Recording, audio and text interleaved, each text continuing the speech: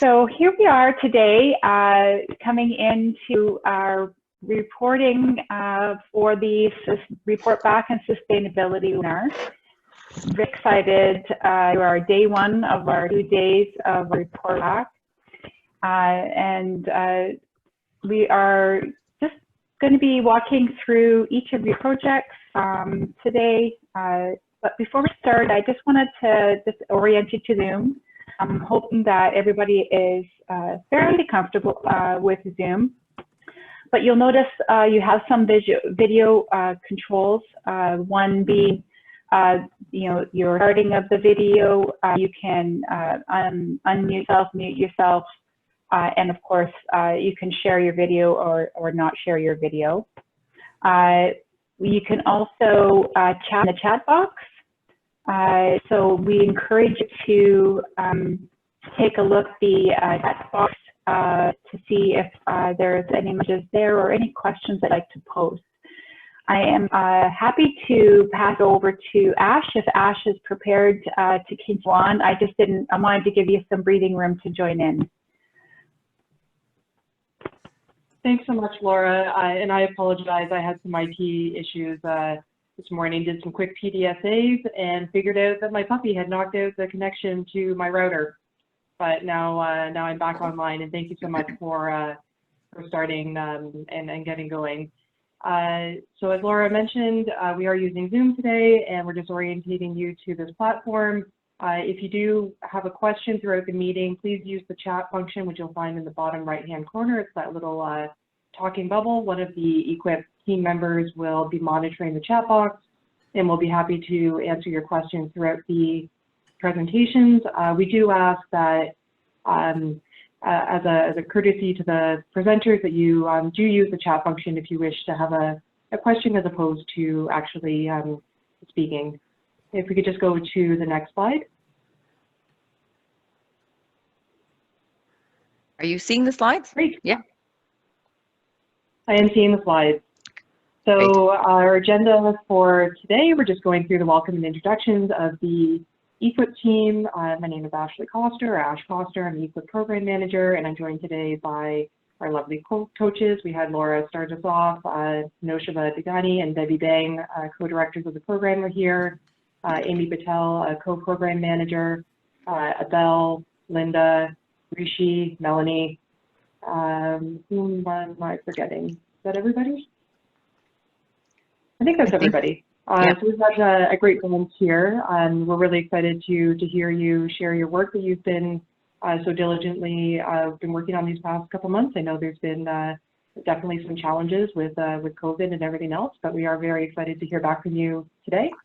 We'll be reviewing sustainability and spread at the end of after we hear back from everybody this morning, and share some opportunities to engage with E-QIP and stay connected to the QI community through our communities of practice.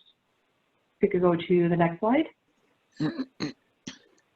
So this morning, the agenda, we'll be hearing back from CMHA Grant Haldeman Norfolk, followed by the folks up in Thunder Bay, Alpha Court, Community Mental Health and Addiction Services.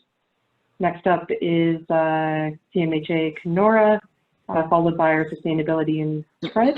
I'll flag our presentations for tomorrow, and we do encourage you to join and hear back from these folks as well. Yeah, Thursday, or fourth Wednesday, as I like to refer it to. So we have CMHA Middlesex, followed by Crossroads, Windsor, Essex, Renaissance, and of course our Sustainability and Spread presentation again. So do join us for Thursday if you have the ability to do so. Go to the next slide. Great. So today is all about you, and we want to celebrate the wonderful 9 months of work that you've been doing. We want to share successes, challenges. We learn from each other during these report back presentations. We look forward to them every cohort, and just again sharing the ways that we can all stay connected following the conclusion of your QI project. And of course, if you are going to be tweeting today, we certainly will be. Please tag us at equip_on and hashtag equipon, and we'll get Twitter abuzz with the great QI work that you've been doing. If we could go to the next slide. Cool. So when we get to the presentation portion of the day, which will be in just a few slides, we ask that you do introduce yourself and your team, because we want to be able to recognize everybody from your QI project that is on the call today, and we want to make sure that your audio is working as well. As we went over, the report back order was reviewed in the agenda, and the slide deck is in the handout window. Please mute yourself if you're not speaking, just to avoid that like background noise. You may be hearing my dog right now again, but I'll be going on mute shortly. And when you do want us to advance a slide, just say next slide, and we'll be happy to move forward through your presentation. And I believe that Laura mentioned that we are recording this session.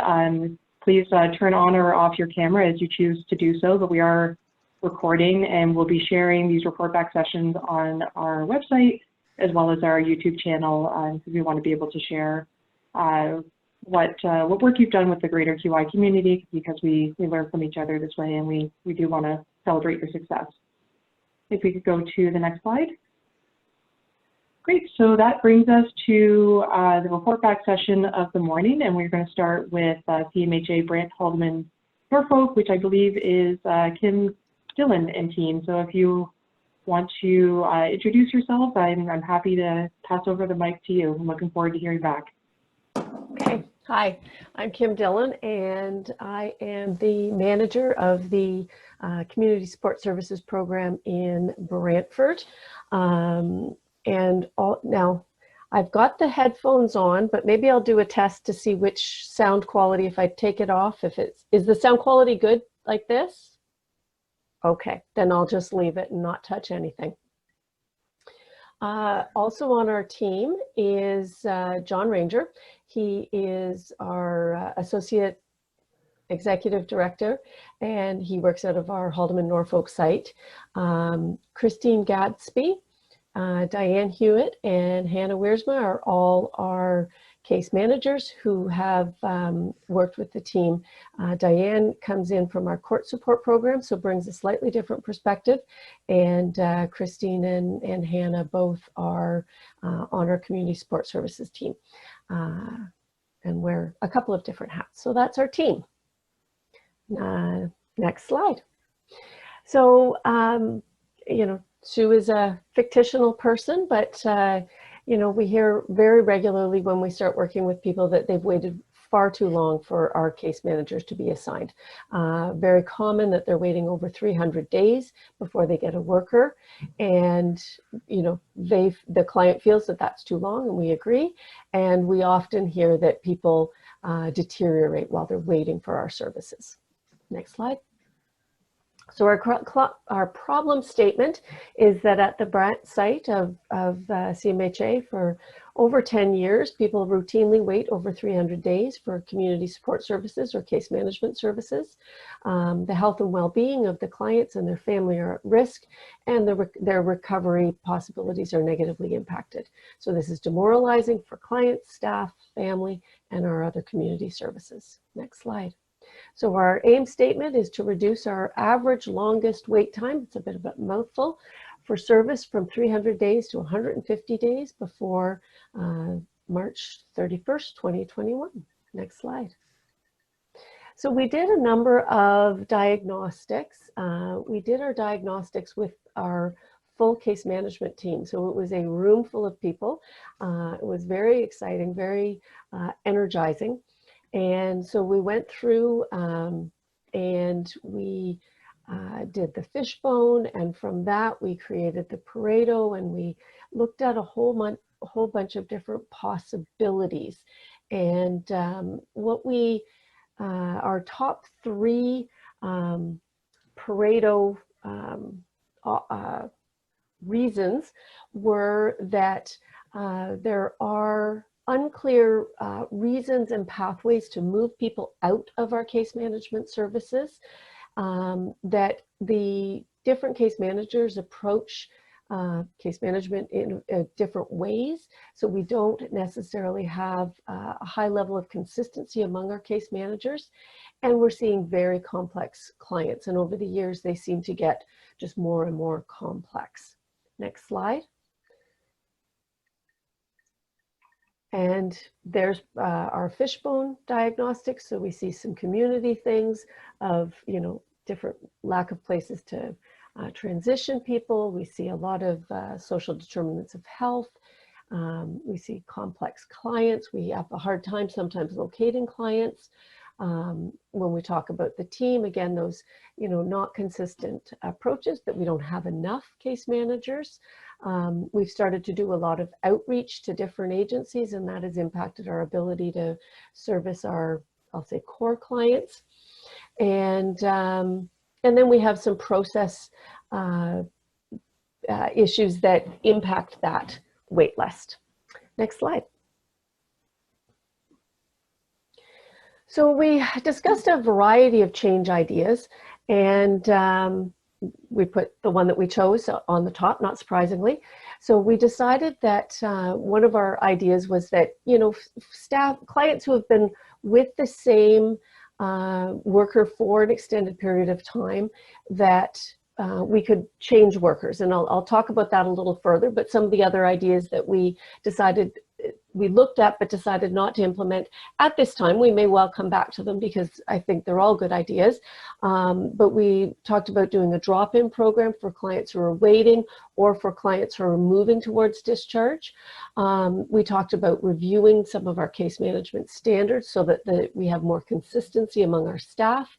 And we talked about, putting a time limit, saying, people can only be in the service for a set amount of time. Next slide. So what we decided ultimately was that we were going to transfer clients who have been in service for more than 3 years and with the same worker for more than 2 years, and we were going to assign them to a new worker. So anybody who'd been with somebody for at least 2 years could be involved in our trial. What we've noticed is that over the years, when we have staff turnover, so if we have a staff leave for a mat leave or to go somewhere else, many of their clients don't end up being closed.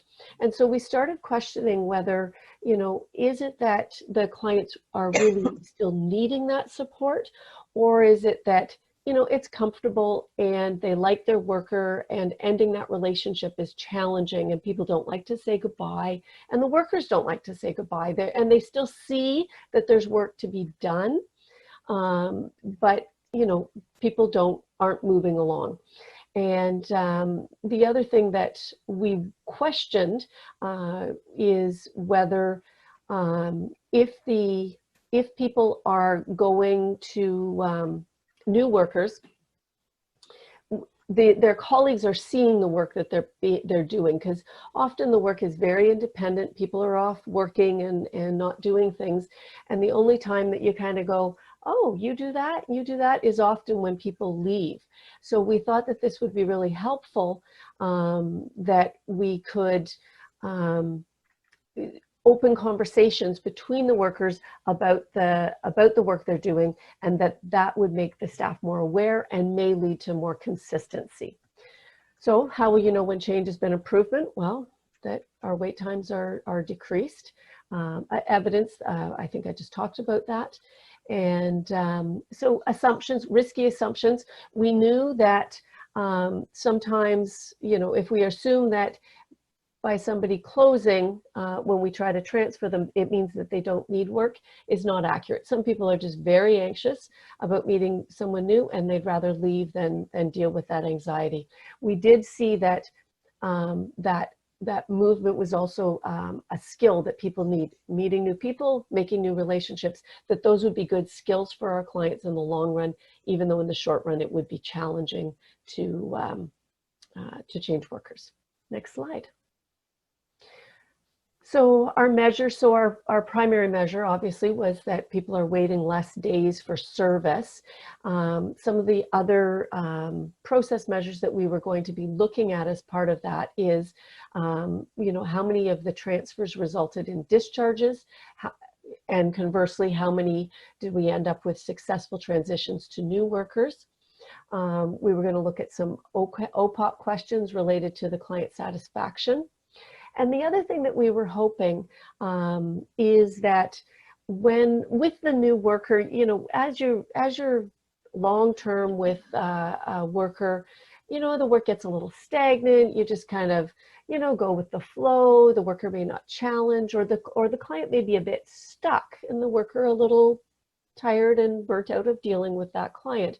And our hope was that as people transitioned, and again, we have absolutely seen that when we've had these involuntary transfers because staff changeover, that, you know, all of a sudden they're doing things that they had never done before. They've got new goals, they're you know, trying new things.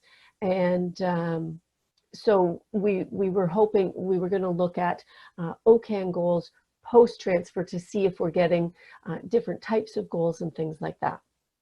Some of the balancing measures, we were hoping to see that the number of people waiting decreases, as well as how long they're waiting.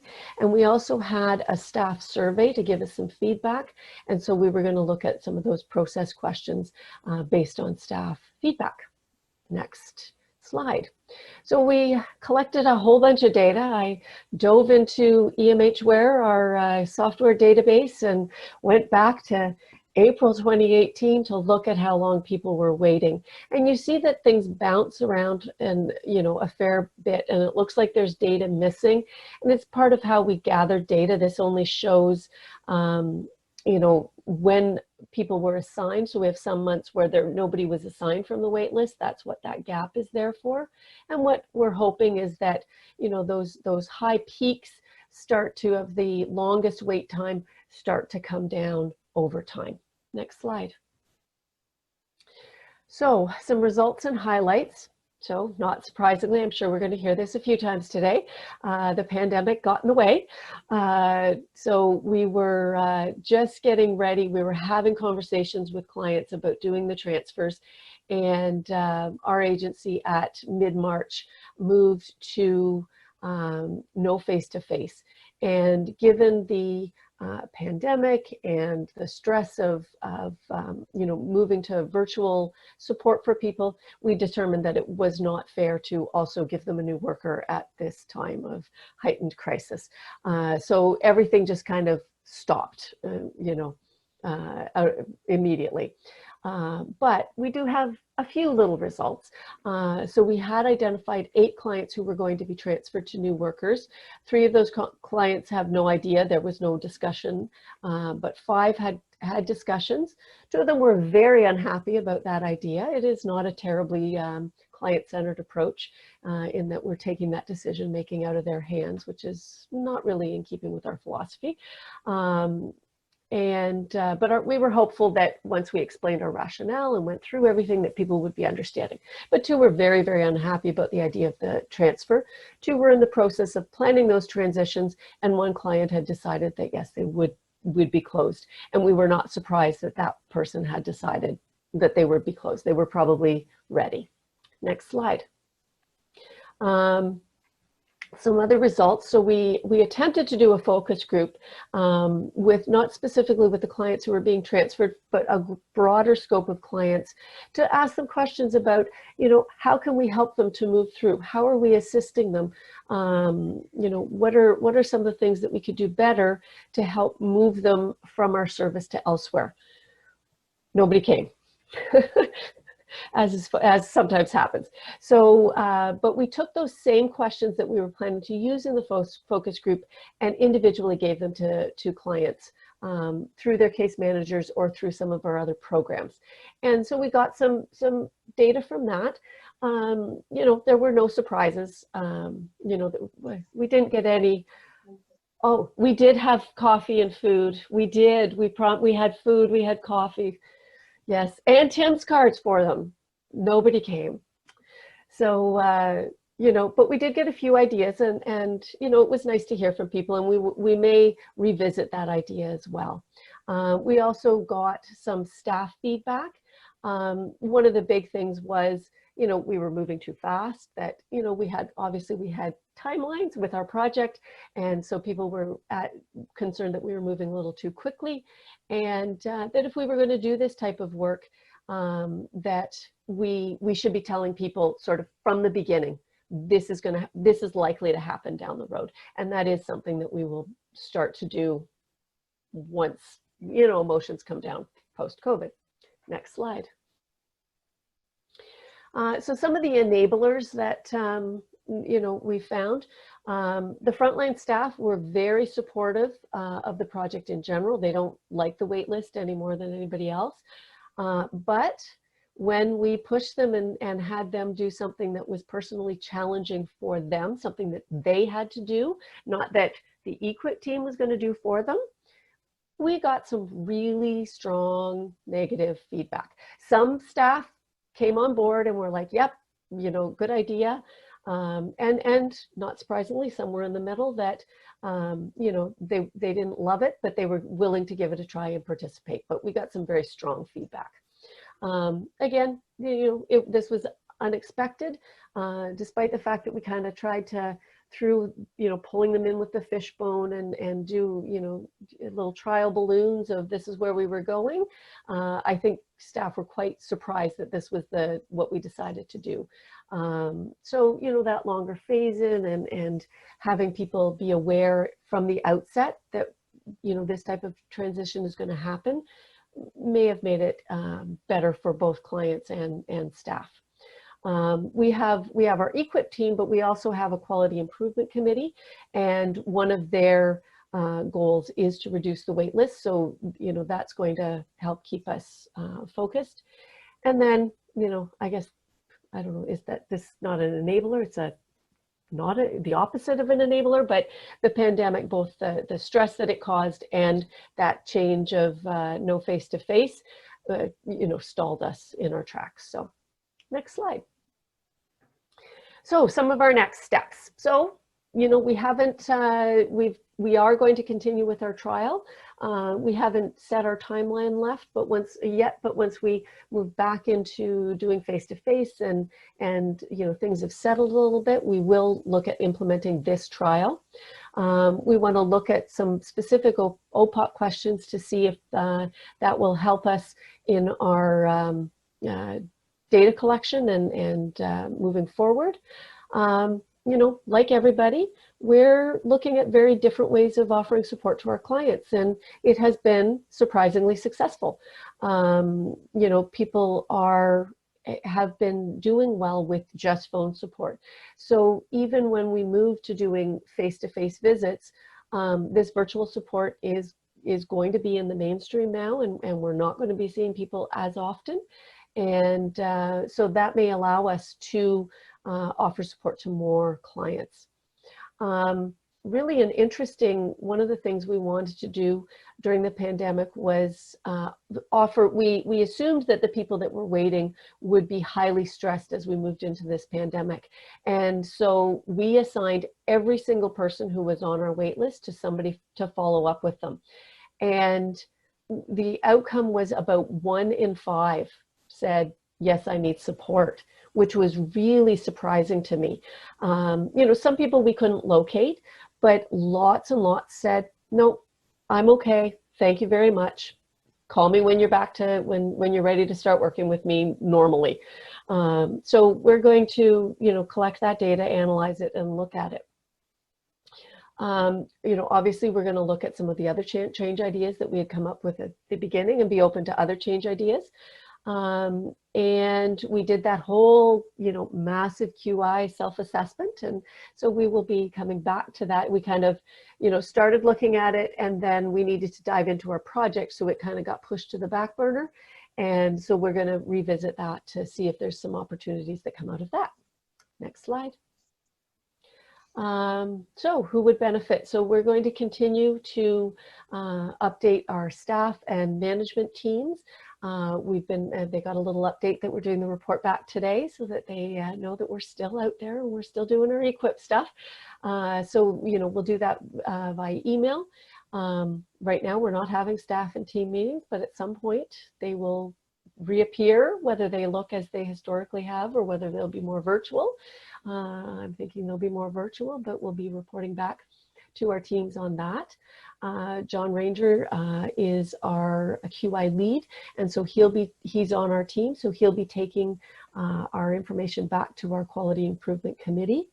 And we want to develop a fact sheet for our clients to talk about the process and some of our ideas moving forward. So maybe we won't get the same level of backlash when we look at rolling this out again. Next slide. Sustainability, obviously we've had a huge loss of momentum as we've been working with the pandemic, but as we get used to doing the this type of work, we've decided that it's time that we can reinvigorate our E-QIP process. We've gone back, obviously in preparation for this, we've gone back to regularly meeting. We didn't meet for, probably 6 weeks at least, maybe more like 8. And so we've now got them back on our schedule, and we'll be having those discussions regularly. And we've obviously laid out our next steps, and we've got some work. And as I've already mentioned, that the Quality Improvement Committee has our wait list as a target. So that will be on their radar. So they'll be asking us, that'll help in our sustainability. Next slide. And that's just the contact. That's me and my contact info. And that's it. Thanks, Kim. That was great. Thank you. I think we're gonna do a couple of questions. If people have, if you have a question, please unmute yourself. So there is a lot of discussion in the chat, and I know, Kim, you were watching some of it, and it's hard obviously to watch all of it. So what we'll do is we'll make sure we actually transcribe the chat and send that back to people so you can see what some of the comments were. Okay, great. Thank you. So I have a question for you, Kim. So I think it's really interesting. This is very similar to some of the other issues that branches have brought forward or agencies have brought forward. With the virtual care and with seeing that you had only 20% of people saying that they wanted to continue with telephone contact, do you see that actually being one way that you could be addressing your wait list, as well as to offer different modes of engagement with clients? Service delivery, yeah. Thank you, Deb. So we'll certainly be looking at that moving forward, because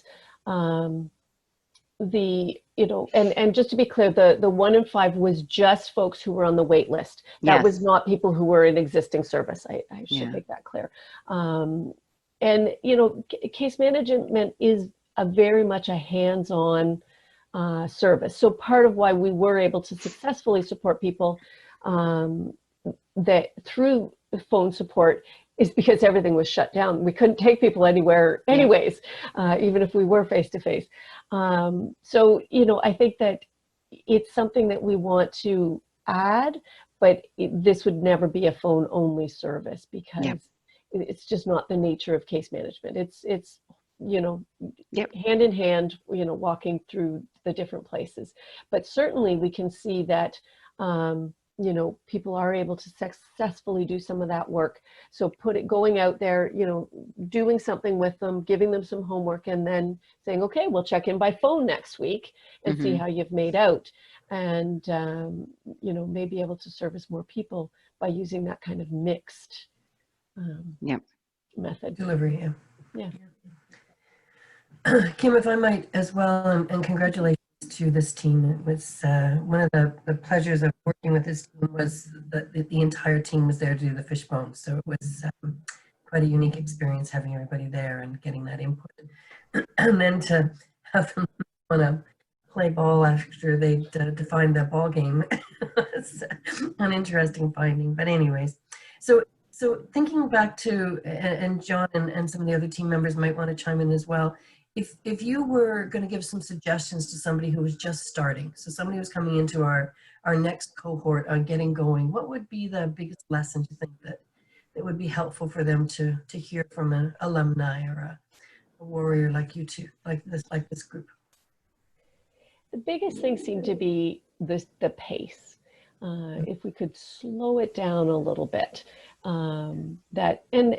maybe not, but that's what they told us, is that, well, it was too fast. So, you know, if you can slow the pace down a little bit, maybe. Yeah. And, you know, I suppose we could have picked something that was maybe a little less controversial. But So run, you change ideas. yeah, well, and we really saw that it hit, like it hit so many different pieces. It wasn't just that, you know, other ideas hit one or hit another, but this seemed to cover a lot of different bases. That's why we picked it. I think, hi, John here. I think sorry, I had to leave for a second because I just saw my dog leave in the backyard with my shoe, chewing it. So I had to run after that. Yeah, it's dead. My shoe is dead anyway, so I'll get over it. No, one of the things I wanted to mention, I'm sorry I had to leave and I hope this hasn't been mentioned, but one of the benefits that we have with BHN, the site, is that we have two primary sites. We have the Brant site and we have the Haldimand Norfolk site. And one of the reasons that the particular this particular direction was chosen was because we had implemented some very informal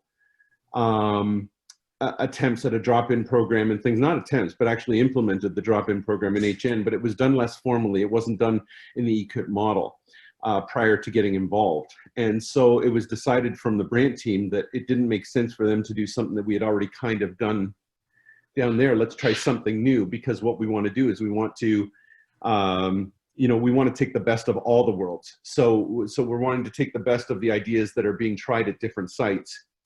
And the goal here is to try to come up with some things that we can implement throughout the entire agency. Yeah. So that was one of the reasons why this particular very, very challenging idea was taken on by Brant, and we expected there to be some resistance and some challenges with it. So that wasn't a surprise, but the idea came from a cab ride between Kim and a couple of others on the team from Brant who attended the Toronto sessions. And it was really, really, it was amazing. It came straight from the team itself. And we just jumped on it because we thought it was such a radical and challenging, maybe not radical, that's a pretty dramatic word, but you know, it was such a challenging and outside the box idea. So it was great to give it a go. And I think that the feedback we got means that moving forward, we're going to be able to implement this with less drama, so to speak, behind the scenes.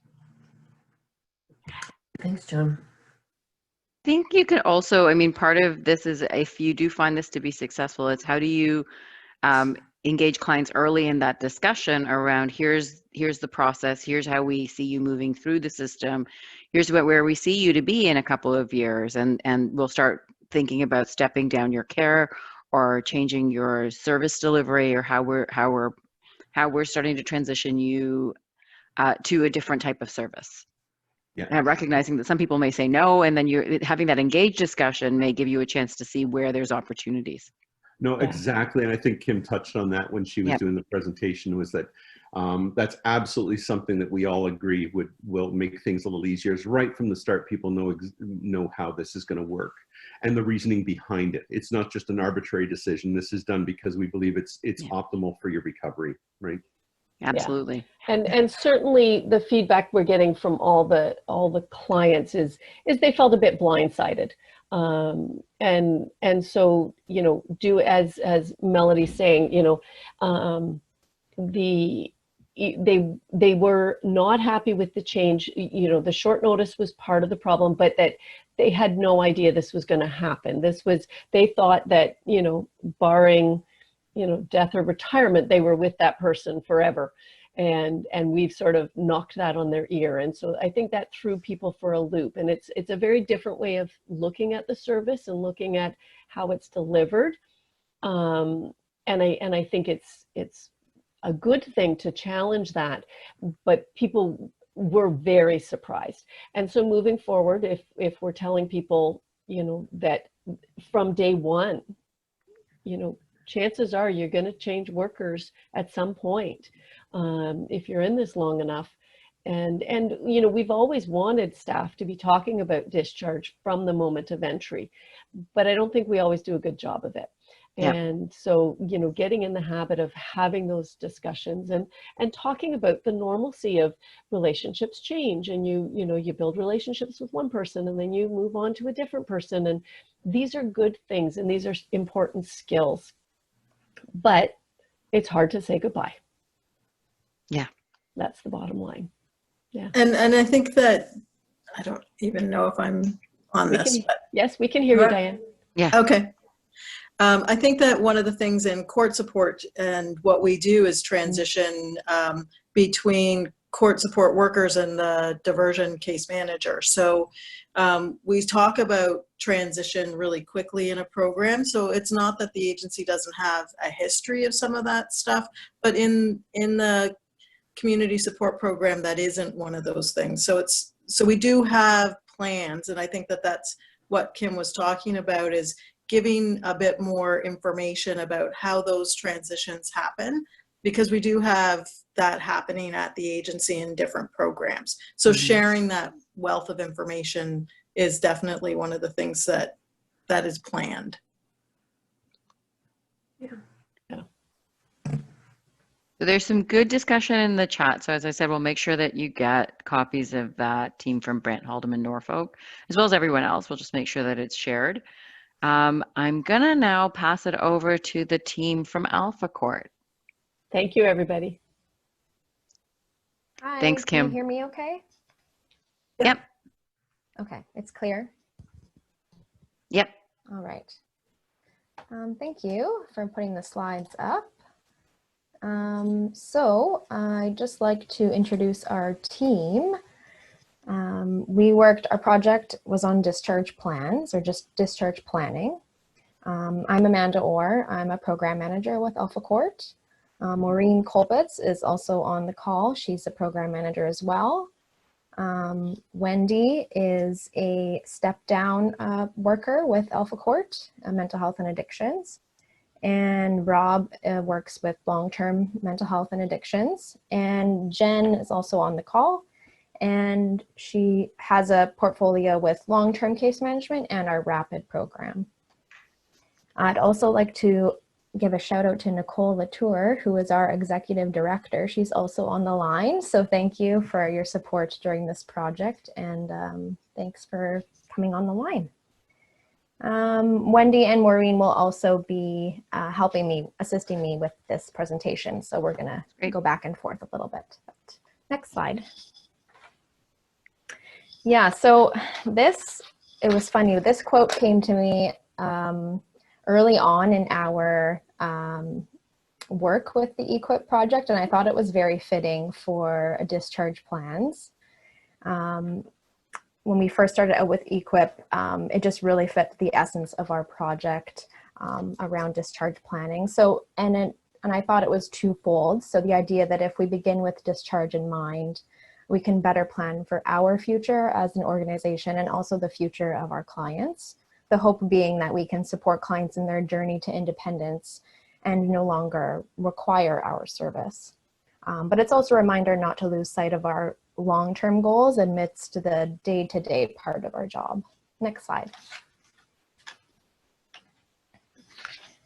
Yeah, so when we were identifying the problem statement, we were looking at clients receiving case management services can sometimes feel lost without guidance or structure, especially upon leaving services. Clients are left asking what's next in their recovery journey. Also, we identified that a lack of continuity of care creates unease in clients when they don't have a plan upon discharge, which can lead to relapse or decline in health. And the extent of the problem became known when we did our OPOC, Ontario Perception of Care results were reviewed in the spring of 2019. And when we are not consistently discussing discharge with clients, we noted that it can lead to expectations that the service will continue indefinitely. And clients may not be setting goals or be fully engaged in services. It also means that clients on the wait list may be waiting longer than necessary due to worker capacity, with clients being on a caseload for an extended period of time. Next slide. Yeah, so we identified our problem statement. So in the spring of 2019, as an outcome of the OPOC results, it was found that over 10% of OPOC respondents receiving case management reported not having a plan or services in place upon discharge. So the consequences of a lack of discharge plan are felt on a daily basis in the organization, so which had numerous variables. So without a discharge plan in place, there's a lack of continuity of care for current clients. Increased wait times are also noted for future clients. If we can't assign new clients from the wait list, in part that's due to not discharging current clients. Staff may be unable to facilitate quality service and guide service provision, and clients aren't prepared for the next stages of their lives. Next slide. So our aim statement was that by September 30th, 2020, we will decrease the length of service from around 800 days to 600 days for long-term case management clients. This project aligns really well with our quality improvement plan initiatives for the 2017 to 2019 year, with emphasis on providing high quality care to the people we serve, maintaining a positive and professional relationship with stakeholders, ensuring the safety of staff and people we serve, and a work environment that promotes satisfaction and retention. So I just wanted to make a correction too. It says that this is the first year that we used this tool. We've used OPOC before, but this is the first year, I guess, that we used it to really drive a quality improvement project specifically. And so we were looking at any score below 80%, so agree and strongly agree combined, that has been targeted for our QI. Next slide. So our big .aim statement is over 10% of the OPOC respondents receiving case management services report not having a plan or service in place upon discharge from Alpha Court. So our goal is to decrease this rate by 5% by March 31st, 2021. Next slide. So our project levels. Level 1 is on hold right now because we're trying to come up with a way to quantitatively measure this. So we're right now focused on level 2 and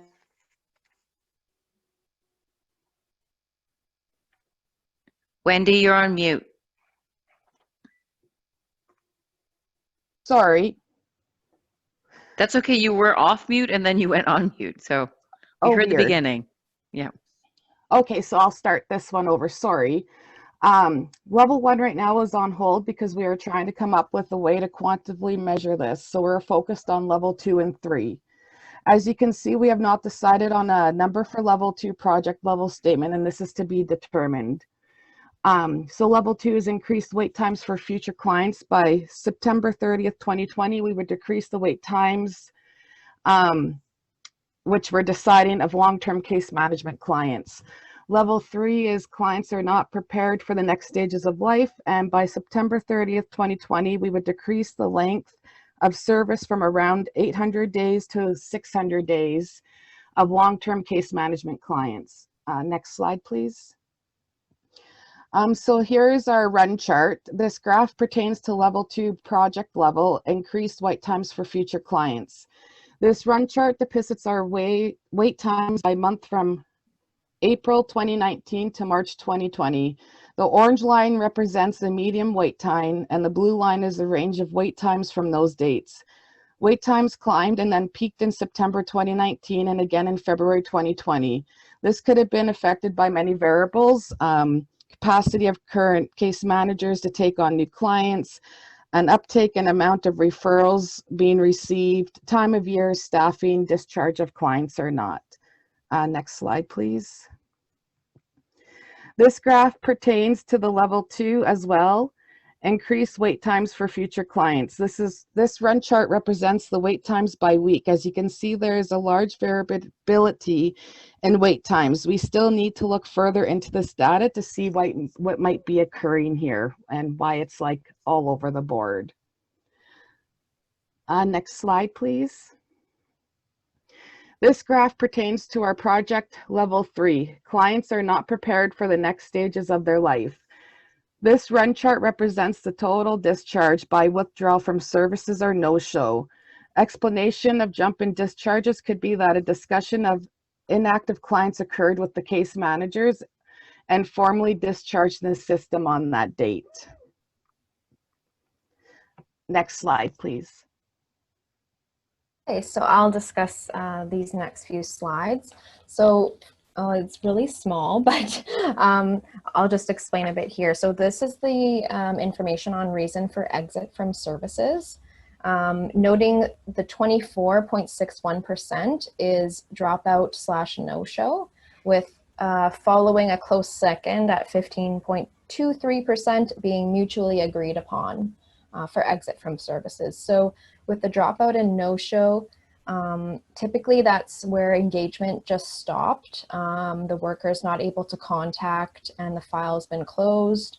Also, several no-shows for appointments in a row would be labeled as a dropout, no-show, exit from service. Next slide. This is also client exit by reason. Again, dropout, no-show being substantially the highest. Next slide. Sorry, Amanda, I just wanted to ask one question. The highlighted cell, can you talk a bit about that? You've got that in January, it looks like there was a big jump in those numbers. In the dropout, no-show? Yeah. Yeah, we haven't analyzed really this part. We haven't gone into detail about it, but we are just noting the numbers for now. Okay, thanks. Yeah. Okay, this is also really small. Okay, so this is our fishbone diagram on the left, which outlines the various areas that contribute to our problem statement. So just to name a few here, I'm just looking at my screen because it's bigger on my screen. So systemic areas, areas that pertain specifically to worker, manager, agency variables, and specifically ones that are specific to clients. So systemic, for an example, no adequate service to refer to or discharge to is one. Under workers, managers, fear of the unknown. So current clients versus new and unknown clients. Lack of consistent discussion of discharge planning at supervision, we identified as one. With regards to agency, case managers are assigned when the client is receiving non-case management. No timeline for service, that we'll see comes up again, but that was an interesting one. Except for our RAPID program, there's no real timeline for long-term case management. And under clients, again, this will come up later, no clear plan. So what clients want from services to begin with also played a part. On the right, you'll see our process map, which helped us to see the flow of service from referral to discharge. Noting the transition planning and discharge planning step is not formalized. Setting up of services and working on goals to discharge. We identified that the in-between goals and discharge is where it gets a little unclear, partly because we do provide individualized services, and we want to keep doing that. But at the same time, we realize that some standardization in this area would be beneficial for both workers and clients. Next slide.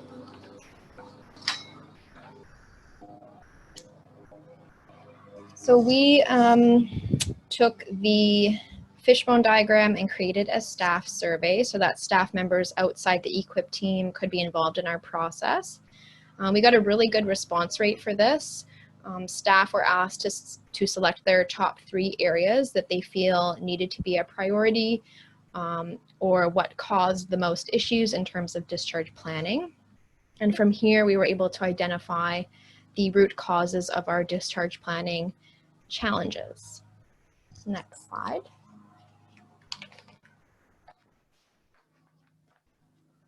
Wendy, you're on mute. My apologies. We had our survey results are we had 21 case managers respond to the survey and 1 staff each from the day center, housing admin, and management for a total of 25 responses. The top first choice answers were no clear plans, such as what clients want from services to begin with, followed by no timeline for services. That should say rapid instead of RAID. And other issues such as physical health are prioritized over mental health and addictions issues. Next slide, please. The top second and third choice answers were no timeline for services other than rapid, clients panic when discharge is brought up, and Alpha Court receives inappropriate or incomplete referrals. Next slide, please. Okay. So this is our Pareto chart based on our survey results. From the survey results, we grouped the responses in terms of priority, red being priority 1. On the right, you will see A and B. So no clear plan, and then lack of understanding of what Alpha Court is doing / inappropriate referrals, being the highest response rate from the staff survey. Next slide. This is our driver diagram that we are actually still working on. So this is our rough draft. So from the Pareto chart, we were able to fill out this driver diagram, which outlines our aim, our primary drivers, secondary drivers, and change ideas. And I just want to thank quickly Laura and Abel for helping us out with how to word the primary drivers. It was really helpful because we had more of a problem statement there, and we were able to change it to more positive language, more solution focused, which was fantastic.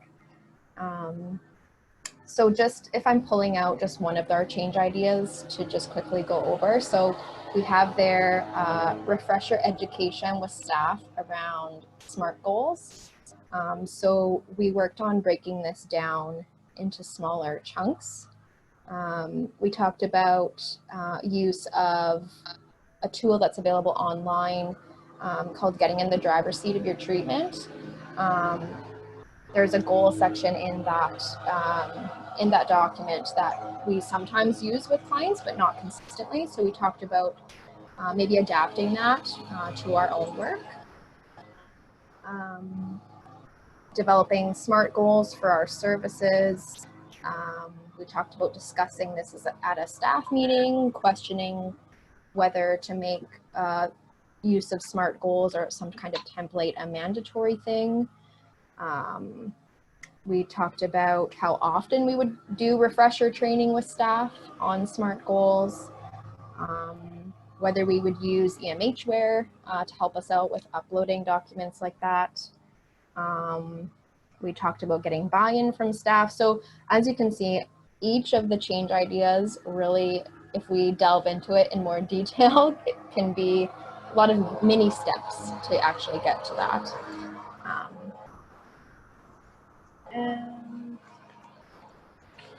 And our next step for that, Maureen will go into more detail around our next steps as a whole, but our next step for this driver diagram is to put our change ideas into process measures. So we have yet to do that. We're still working on that.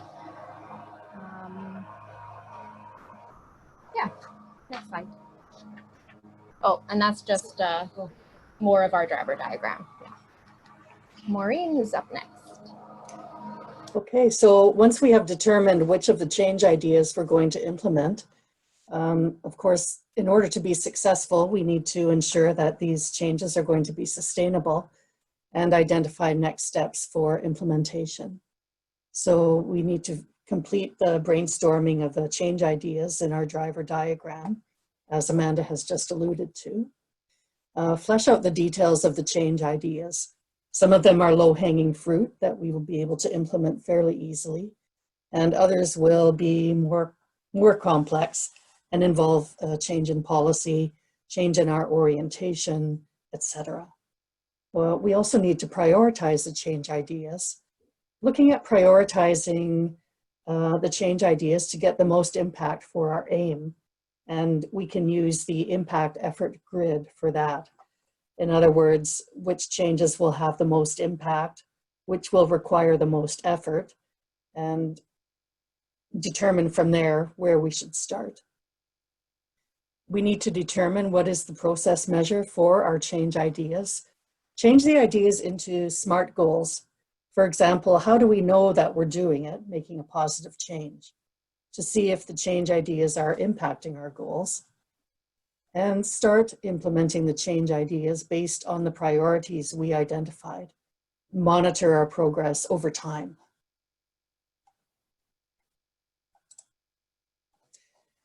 There were many highlights to our experience doing this, our key learnings. Increase in direction and focusing on the data collection going forward. And thank you so much for the whole coaching experience from E-QIP. Without you, I don't think we would have been able to put together our data in a usable fashion. Alex, Abel, and Laura, you guys have helped us so much with this project. And I would also like to thank Nicole, Amanda, Rob, Wendy, and Jen at Alpha Court for all of the hard work and thoughtfulness that has gone into this project. And the last slide is Amanda's contact information for follow-up, and we will be continuing this work ongoing and very much looking forward to it and the changes that will be brought about because of it. So thank you to Amanda, Maureen, Wendy, and Nicole for a great presentation. It's really nice to see the alignment across the two already. Like you're dealing with very similar things, and so hopefully some of what you're getting is an opportunity to share ideas and share learning, which I like seeing that kind of stuff. I think it's great that we're working towards the similar goals and maybe using different approaches, but still great to see that see those kinds of things line up. I'm going to open it up for some questions.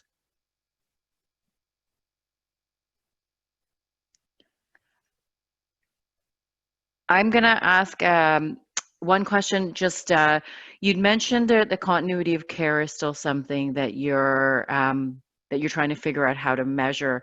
Can I ask you, what do you mean by continuity of care? I think what we were looking at here is mainly so from discharge and on, right? So how do we keep that continuity of care going when they've, rather than just discharging, what is the plan going forward? And I think that's probably something to work on from the start, right? Like when a client comes into service, but we're debating on how the heck do we measure that? And do you mean like just kind of outcomes? Like how well do they do once they're discharged? Because I wonder whether with your Ontario, I don't know if you're part of an Ontario Health team or with the idea of Ontario Health teams and integrated care, whether that's actually one of the places where that linkage is where do they, like what happens to clients once they leave? Are they going to the emergency department? Are they ending up needing other services that would suggest that they needed, that we could have managed it in the community if we had stayed connected? I don't know that that's going to be, it's really hard to use numbers like that because it tends to be small numbers. And so if you have a client load that is say 100, but only a couple go into the emergency department, it's really hard to know that you could have prevented 2 emergency department visits. But maybe it's something that as you start thinking about integrated care, in your region? How do we start capturing it through that kind of information? So not looking at information in your organization, but looking at the system information, if that makes sense. Yeah. And I'd be happy to talk about that stuff a little bit more if people are interested. Yeah, that's I'm great. very interested in that myself. Yeah, so we can set up some follow-up time for something like that. Sure, thank you.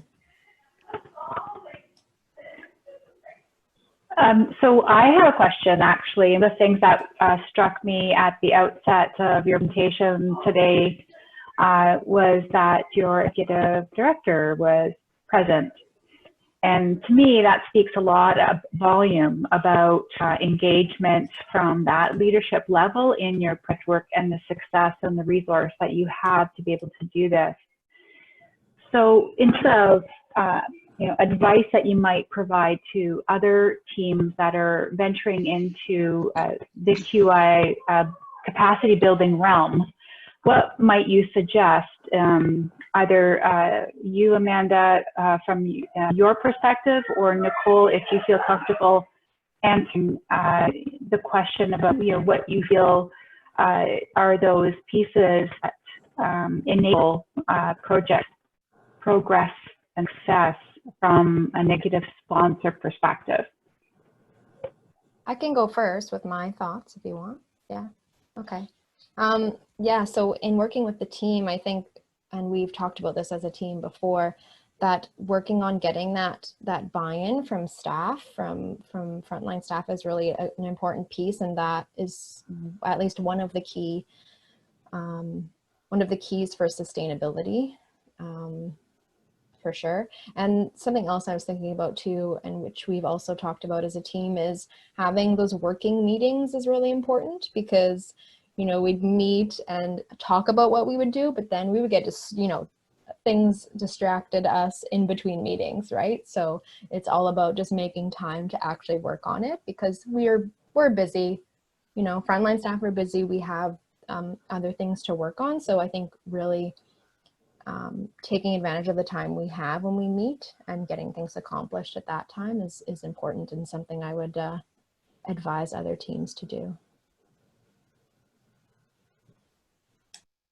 Hi, Laura. I think there's a couple of variables that have really, I think, led to where we're at now, and the connection of senior management with this project. And one is, I really enjoy QI on a personal level, and started the process sometime prior to applying for E-QIP.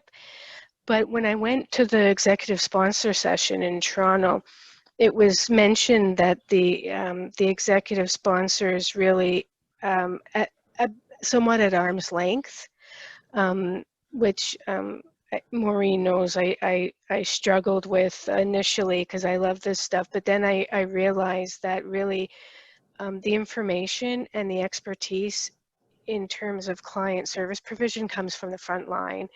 And so really having them engaged in this process and informing the data and informing us is huge. And so I really appreciate all the work they do, and I feel, as the ED, is my responsibility to provide the opportunity for them to engage in this, but also to support them, and that's why I'm on the call today. Well, I think it's great, and thank you both for providing that feedback to us and to this group. And I'm very inspired when I see that type of support coming from the executive sponsors to their project teams. So thank you for that. Are there any other questions? I see Nojaba has stepped out. So she's not monitoring, but I would be happy to any other questions or direct any other questions for this team. Okay, so I think we can move along to our next, and if you do have questions that come up, feel free to place them in the chat box, and we'll come back to them. So CMHA Kenora. Hi, it's us from CMHA Kenora. So we have Sarah Diaz in the room. She's our executive director, and she's sat with us. She's also the team lead for our Cohort program, and she sat with us through most of our E-QIP meetings. I think she might have only missed one or two. And then so there's myself, Kylie Holmstrom. I'm the dual diagnosis court support, court diversion worker. I'm Taylor Sundin. I'm the mental health court diversion court support worker. I'm Manali Bashu. I'm also the mental health court support court diversion worker. And I'm Delane Capera. I'm the forensic case manager. And I'm Tessa Kello, and I'm the mental health and justice red supplement case manager. And we titled our E-QIP project Increasing Client Satisfaction with the Court Diversion Court Support Program by Decreasing Wait Times.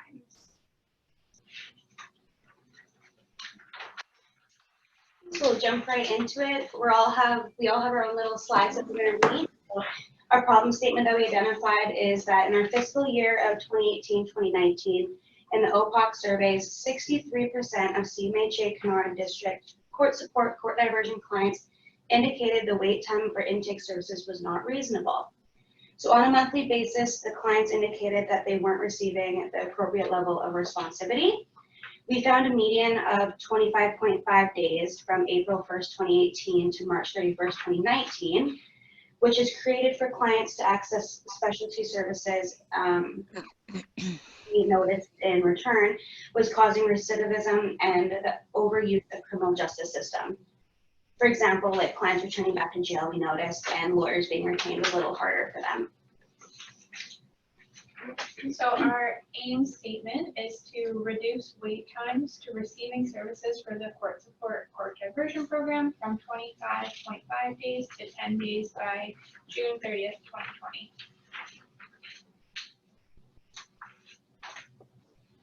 We started with our diagnostics, and this one was the 5 W2Hs. So we kind of went through what the problem was. So obviously the wait time for initiating services for our clients, why it was a problem, because it didn't fit our CMHA mission of being responsive. We observed this problem in the jail here and the large population of homelessness we have in our community. It impacted our clients, the staff of our program, and the fidelity of our court program. We observed this problem during our OPOC surveys, again, through 2018-2019. And it affected us by the inability to complete intakes on time, and it created barriers that we kind of mentioned prior to this. Next. Oh, there it is. Never mind. So then the other one we did was the 5 whys. So one of the issues that we had kind of identified early on was the access and availability of the OTN system, because that's how we connect with clients in the community. So we just kind of kept asking ourselves over and over, like, why was it a problem? And that kind of helped us lead to some solutions later on down the line. And then, so we did the process map. So this one I think we probably found the most beneficial because it really helped us see, we really like mapped out our process, and then under each section we put how much time it was potentially taking us. So I think that's when it really helped us to see where we were losing time to try and meet with clients. So we sat down, our whole court team sat down in the office together and went through this. And then our receptionist helped put it out in a more laid out and not so messy diagram on the next slide. So we did it for an in-custody referral and an out-of-custody referral. The out-of-custody one's up right now, and I think the in-custody one is next, just because we have 2 very different processes depending on where the clients are. So we found it was more beneficial to kind of break it down into the 2 processes and find different solutions for those. And then that was just our in-custody process map. Okay. So the next exercise we did was the TRIZ exercise. So our problem statement was getting contact information, and we just went through how we could make the problem better through reversed ideas. So for example, first thing you ask is for contact information, but you can make the problem worse by not asking for it. So in delaying the getting it. And next slide. And then we did the same for the OTN. So like a worse idea of not having an OTN coordinator. So reverse idea is just keeping our OTN coordinator, having backup coordinator, and having more support in scheduling the OTN system. Okay. Next slide, let's get you. Okay, oh, we're here already, oh. Okay, so we did a random, it's a word search kind of, so you write your focus from your aim that's created previously on the left-hand side of the paper. But instead of going through it all, just what we did was we picked a random word, and then we had a focus in mind, and then we just wrote down all the thoughts that immediately came into our head on that word. So what we were trying to do was, we had from our aim statement, was to decrease the wait time for intakes for the court diversion program. So by picking these words, we were trying to create a connection, and then we were able to make focus into these new ideas. So for instance, we have think about what comes to mind when you think of the word, and write those words down, but in this too, we could just be silly and just use our thoughts and to express it. So that's how we did that one. Yeah, we definitely kind of struggled with, we tried to use a bunch of different, like these diagnostics and change ideas strategies. We definitely struggled with this one a little bit more, especially when we got the word zodiac and we weren't allowed to change it. But Delane definitely kind of pulled us through on that one. Yeah, so that's why I got stuck with this slide, but it's much harder. It's much harder to explain than it is to play the game that we did anyways. So what we did was we indicated that we needed a simpler referral form. So we wanted to keep it easier for the client. So most of the referral form would be filled out and portions would not go missing. So for instance, we had like the date of referral. We had specific insight that the team put that they wanted in the intake, so that we all had the information we needed going forward. So as you can see, you have the current address, home address, and First Nation community. Because of the district and the area that we live in, there are so many different First Nation communities that go by either the English name or the Anishinaabe name. So it was important that we understood exactly what communities they were coming from. Otherwise, you spend a lot of time trying to figure out where this person is coming from. So then we have the phone number, and if no phone number, it's the best way to contact, because some of the people that do come into our program, a lot of them are homeless, off reserve, and have no connection to family. So then there's emergency contact, the name, phone number, address, and charges, and their current charges. So that's it for the referral form. Awesome. So then we tried to figure out what some areas for improvement were. So for wait time for contact information, as Delana has mentioned, we use the referral form that you'll see in a bit. The use of OTN and PCVC within the program. So we started using those more often, especially during this COVID times. We can meet with the clients over that, even if they're out of custody or in custody. We found that time spent on documentation was a little longer than we probably should have had. So we investigated that. And we actually noticed that we were putting data into EMH differently, like per worker. So we now have adjusted our definitions and our data to make sure that we're all on the same page. Okay. So then the possible change ideas that we came off of based on those areas for improvement, we're implementing a referral form, which would have a section for contact information. We anticipated that this would decrease the time spent trying to determine contact information. We found a lot of the time, if clients are in custody, it's easy to find them because they're not going anywhere. But if they're out of custody and we don't immediately get the contact information, we could be sitting around for a few days for the referrer to send that to us. So then we also said increase use of PCVC within our program. We thought that this would decrease wait times for access to an OTN system. We thought that maybe using PCVC would be a good idea because it's something that we can schedule ourselves and don't necessarily have to go through our OTN coordinator. And then for the documentation piece, we got tablets, so we're going to try to use them whenever possible to complete sections that are in our EMHA program. And we thought this would decrease time spent on transferring information from paper copies in EMHA, and then therefore decreasing that workload.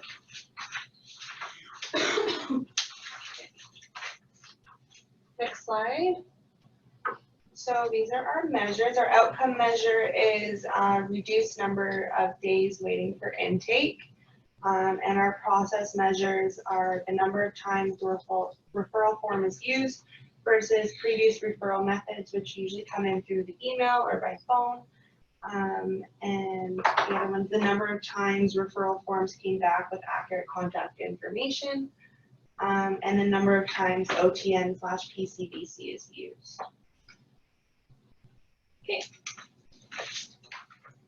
So then this was our run chart for days waiting for service initiation. There was a bit of a system issue and we missed some of the months of data, but I know we have a meeting, I think it's next week with Nachiba and Abel again to try to follow up on some of that. So that's why our run chart looks a little funky right now, but we tried to do our best with it.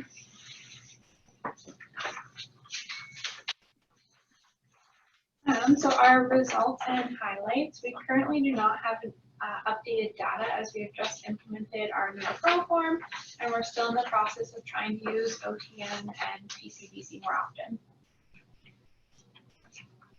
Okay.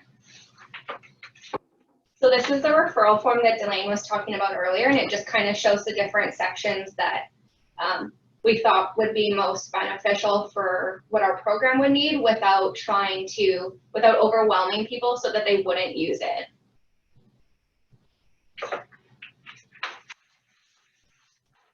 And then so sustainability and next steps, we said we feel that the referral form is already a sustainable change idea, as our agency and community already use other referral forms and they seem to work well, so we don't see why this one wouldn't work for us too. And then we feel the use of OTN PCBC is sustainable, as many places are already effectively using telemedicine. We did say the only issue we run into is when technology is not working. Sometimes the internet falls out, so then we lose that connection. But we said that the general change idea we could also apply to any other future telemedicine systems that might come up. Awesome, and then this is contact information for all of the people in our program.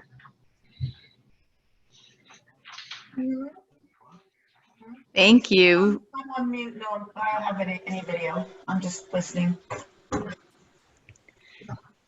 Thank you to the team from CMHA Kenora. That's a great presentation on the work that you've been doing. And I know from the conversations we've had that you have started using the OTN and PCBC, and that you're coming, I'm sure you're going to have great insights into how those work in your area as well. Okay, just opening it up for some questions. It's Debbie. Deb, your internet's not great. Your process. Deb, you sound like a Sith right now. And with the, yeah. Oh no. Time, measuring time. Yeah.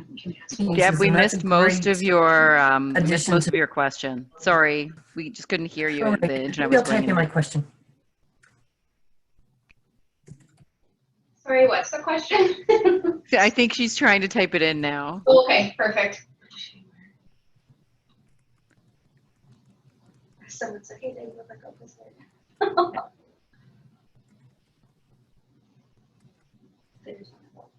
With your process map, where was your biggest time lag?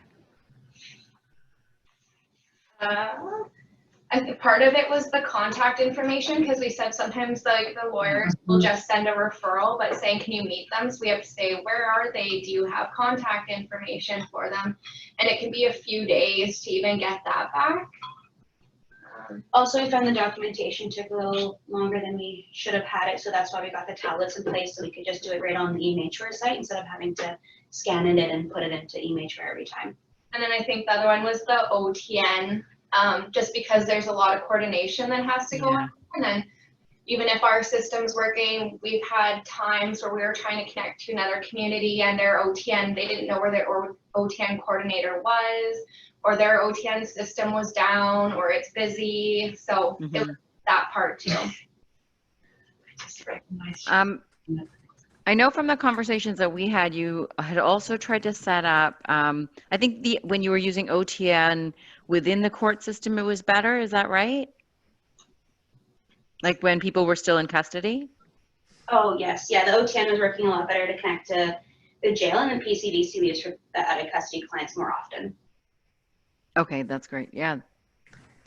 And then we saw a question, we were just kind of scrolling through the chat about why, I think it was like, why is there, oh, can I ask why there is a wait list for court? So there's not necessarily like a wait list, it's just they sit on a list until we can get to them. So it's not, I don't know, if somebody else wants to pitch in to make that make more sense. So there is no wait list for the court program. It's just a matter of the coordination piece of when they can complete the intake. Because the geography region of this service is very large. It encompasses everywhere from the Manitoba border all the way to the city of Thunder Bay. And then includes 64 First Nation communities that are all remote access. Yeah. Yeah, so I guess one of the suggestions you had, maybe I'm getting confused now, was to, I think I'm getting confused actually, forget it. I think it was actually the Alpha Court team was talking about EMHware. But just in terms of your referral form, in terms of starting to use it digitally, is there an option to do something digital with the referral form? It already is. It's online on our website. So people can fill it up that way. Unfortunately, in our area, it seems that people really enjoy paper. So that will be a bit of a shift. Yeah. And have you seen anything change with actually things being more virtual? Like, have you seen a change in the uptake of some of that? No, not really. I'll just press to the jail because that's not so much. It's very difficult because the majority of individuals in remote communities tend to come out because they're taken into custody and the jail is located in Kenora. So we don't usually get them at sort of that stage of first contact of laying a charge or bail issues after.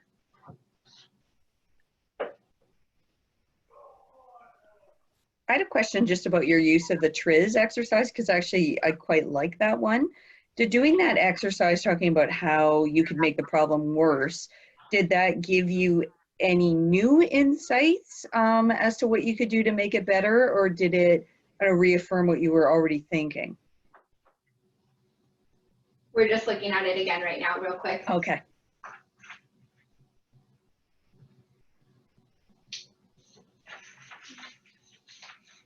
I think it helped us more in the OTN TRIZ exercise more than the contact information. Okay. But good to see reverse ideas that could help us more. So like with the don't use PCBC idea, we decided like explore other methods. So we found like on-call health and email and phone instead of just using the virtual if that's not available. Very cool. Yeah, I like that one because we're so often, oh, I don't know what we can do to make it better, but usually we're, well, I know what we could do to make it worse. And so I think that process is really helpful. So thank you for that. All right, if there are no other questions, we will move to the set of slides around sustainability, and we'll Just turn wanted it to over. check my audio. Is this better? Much better. It completely switched to my phone. We're having power outages here. Apology. Aw. Thanks, Deb. Yeah, so Laura, passing it to you. Yeah, thanks, Noshaba. So the next few minutes, I have about 30 minutes slated for this. It depends on the conversation, how much time we will spend, but we're going to be looking at the sustainability of your projects. And everybody has put a lot of effort into their work over the last 9 months, which I can't believe that it's been months. It's like this pause that happened with COVID, kind of, I don't know, it's like this blank space time. Not time stood still, but just time changed and your perception of time has changed. So 9 months seems amazing that 9 months has passed. So, however, we are going to be looking at how to plan for sustainability.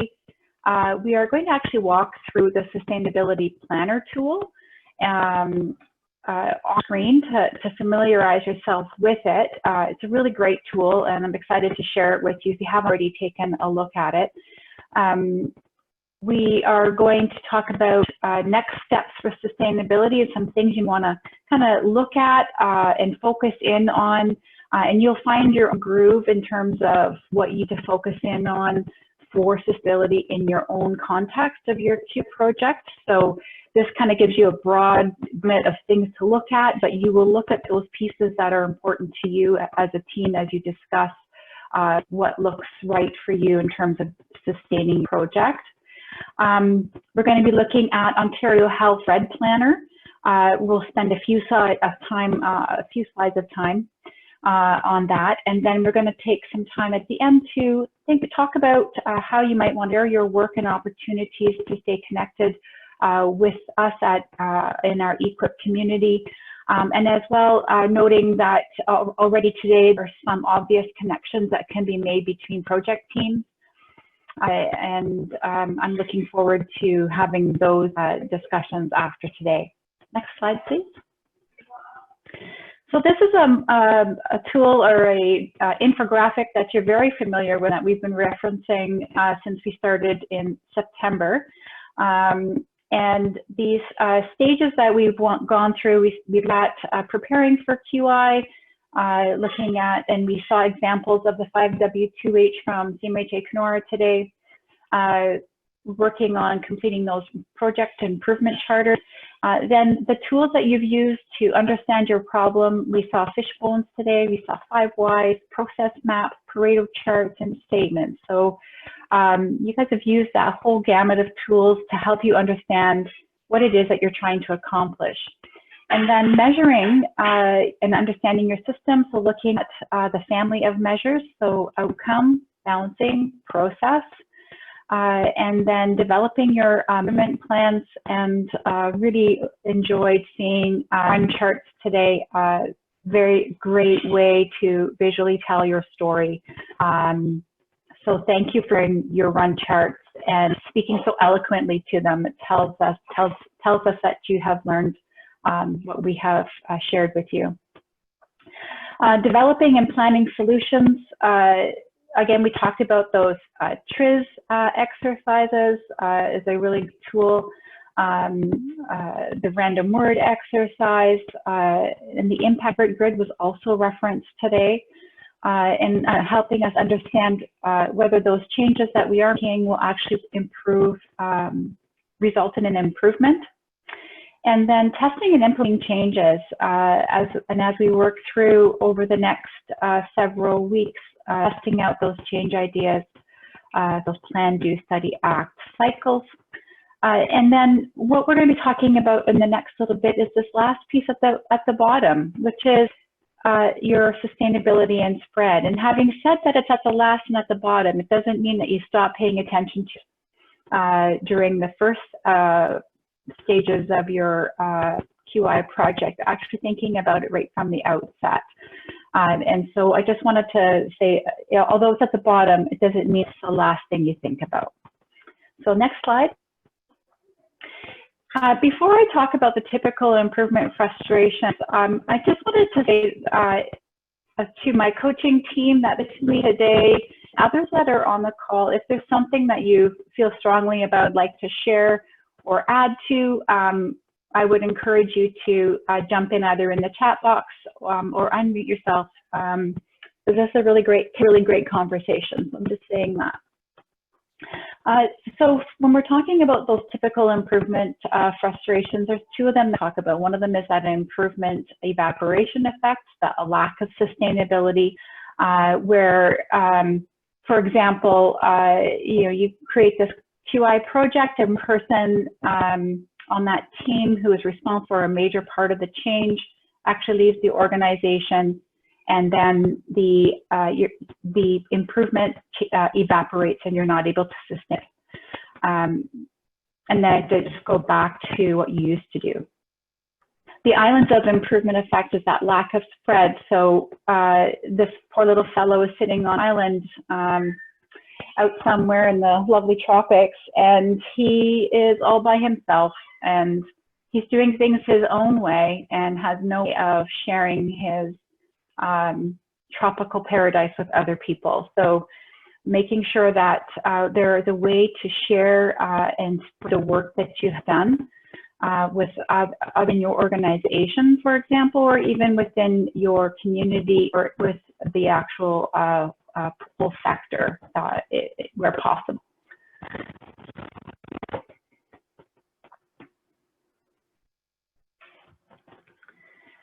So just a definition of sustainability, and I'm not going to go through each of these points in great detail, but really it is about maintaining those things that you've worked so hard to create, and resources put in place to support those improvements, and you want to make sure that you sustain that. And one of the things that came up today is making sure that you have that support management structure, and that you have some really transparent feedback systems, and that it's continuous and ongoing, and through all levels of the organization, and that there is a shared sense of organizational systems to be improved, and that the culture of the organization supports improvement, and that the staff are deeply engaged in that work and in the belief in that culture of improvement, and that there is a capacity building program in terms of quality improvement and continuous quality improvement. Next slide. Sustainability usually involves these things that are listed here, which are standardization. So once you have developed a system that's working and the measurement, the process measurement that you have in place is actually impacting outcome, they might want to look at standardizing the process. Documentation of associated policies, procedures, and protocols. And of course, starting with this is not going to sustain improvement over the long period of time. It's actually, documentation happens after you've actually embedded a process successfully.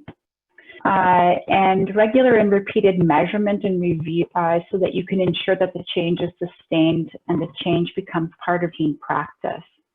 And so making sure that people don't have the opportunity to revert back to using an old form or going back to the way things used to be. And of course, training and education of staff comes after this as well. And this is a really great way to involve those on your team from a sustainability perspective, as well as having them some of the training education associated with the change. The next slide, please. And so when you're thinking about engaging leadership, so if you are wanting to ensure that your project maintains the gains and sustain the gains, thinking about engaging your leaders, who needs to be on site for those changes to happen, who ultimately influences whether or not something happens, and where the organization's leadership is actively engaged in the QI initiative from the start. And we've seen evidence of that today. So that's, that is that. And then, sorry, go ahead. That's fine.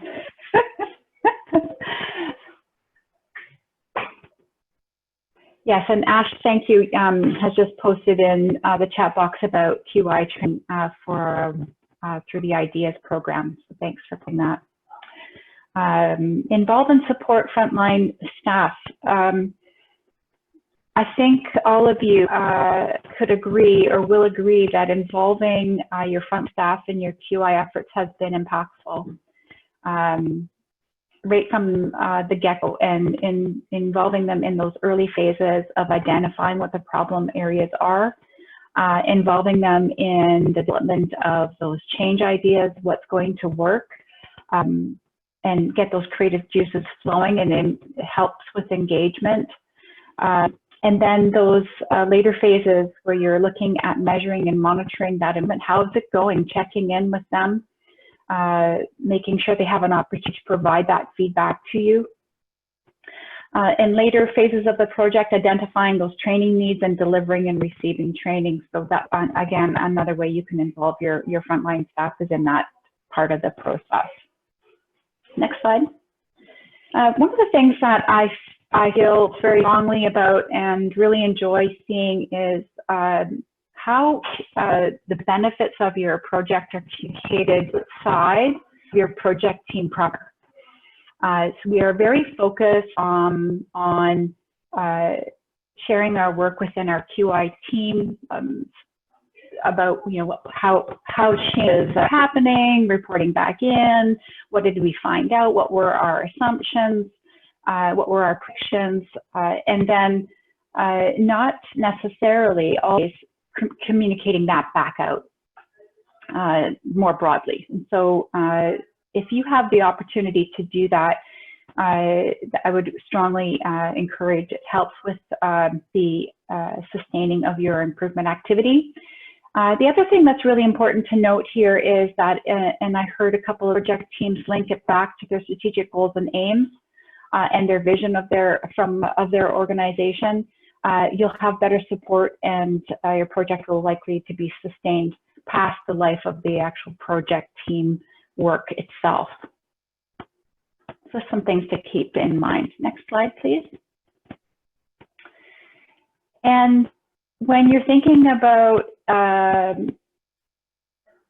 change and implementation and sustainability, making sure that you've gone through a complete testing of your change idea through those rapid PDSA cycles.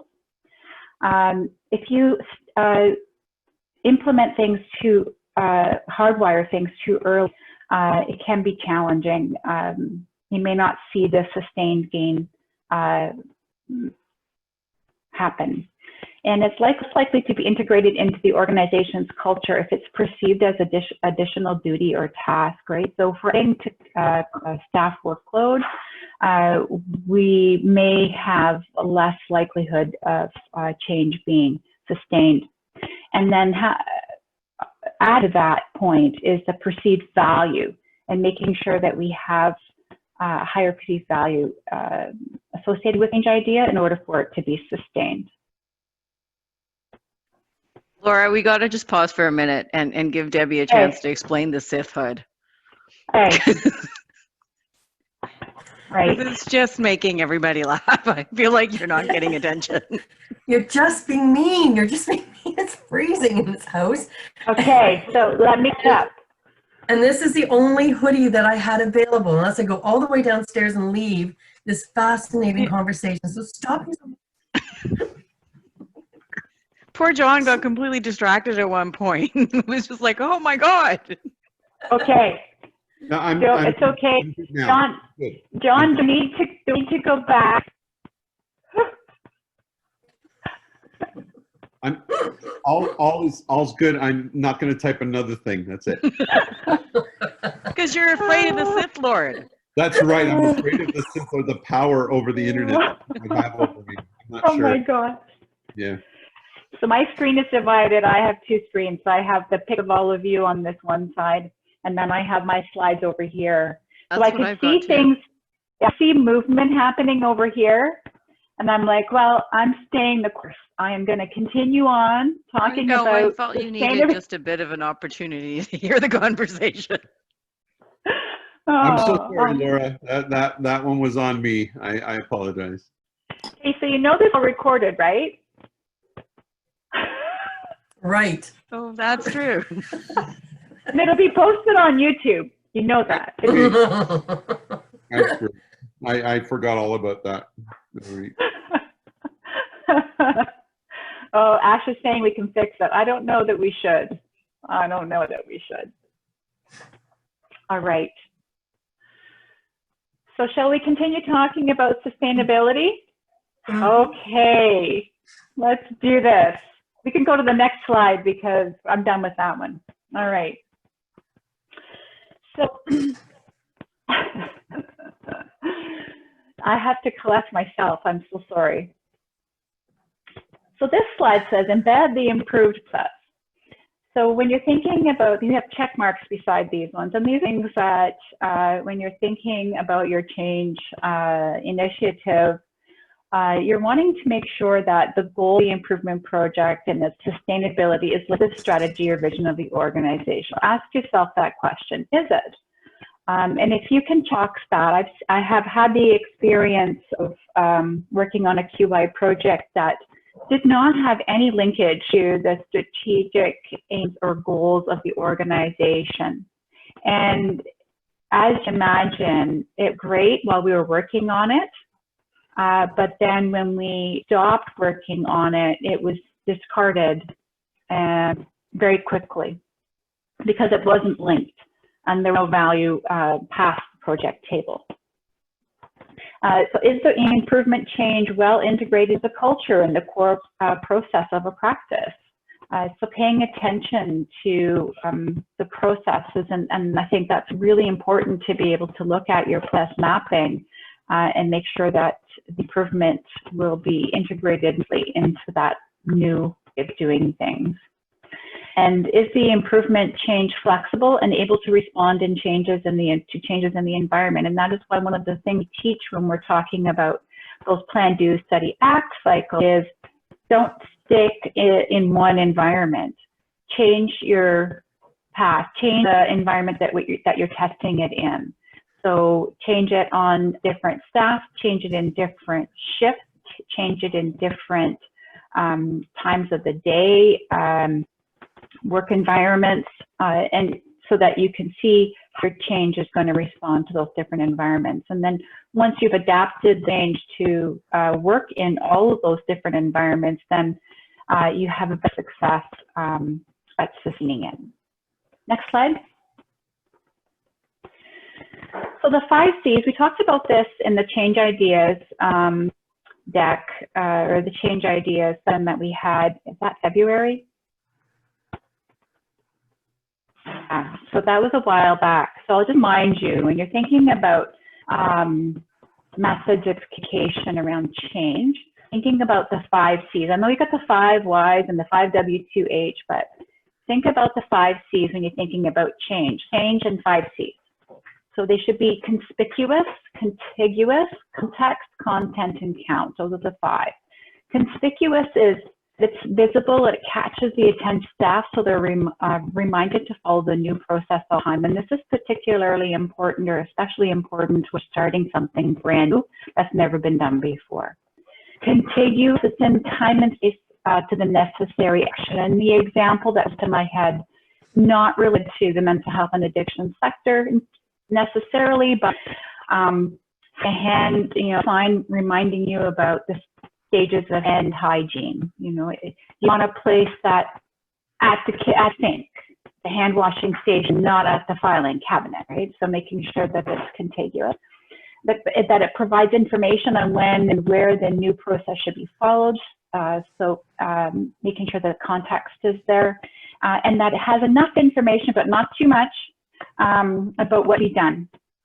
And count identifies the number of actions needed, so the number of steps, perhaps, and it should limit decisions and choices, so keeping it simple, so it keeps them on that straight path. So just keep those in mind when you're developing your change ideas. And thinking about measurement, so building on that, your on measurement of your change.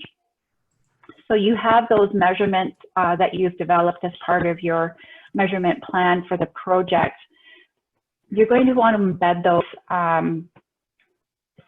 some of them, maybe not all of them, but some of them, those important pieces to measure the future performance of your improvements?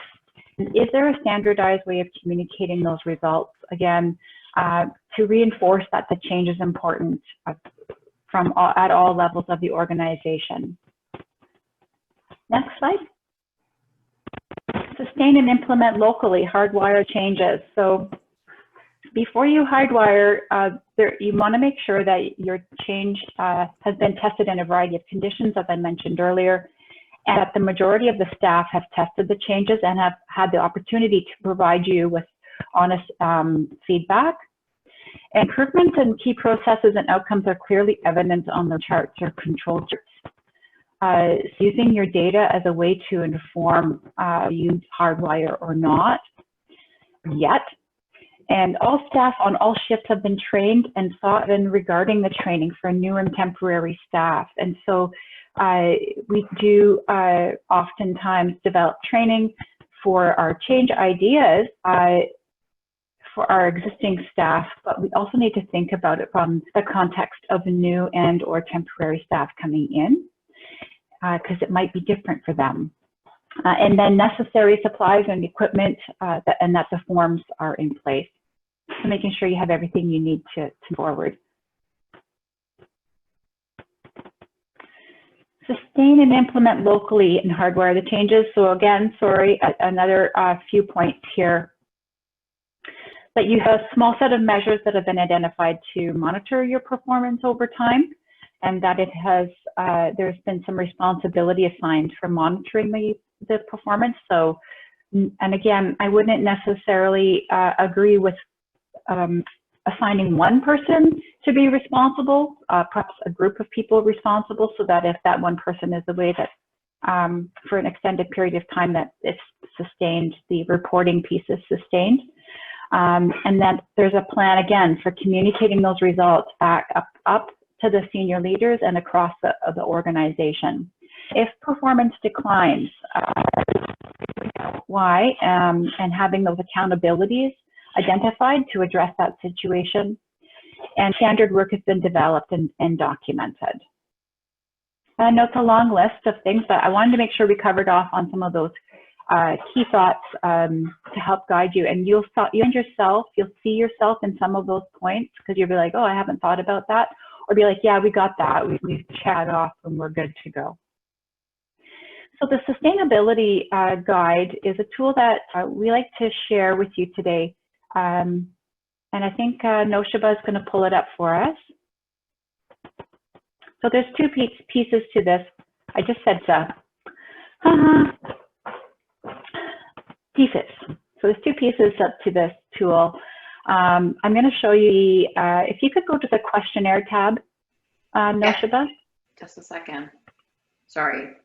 Oh, sorry. On the wrong thing for me. Oh, there you go. And so with this tool, it has a series of questions that you just click on the little bubble and it gives you the answer. That's okay. Good. Yeah, that's great. And so I'll start by saying a couple of things about how to go about completing the questionnaire, because I think this is a really important piece that I want you to take away from today. And this isn't a tool that the team lead or the executive sponsor would complete independently of the team.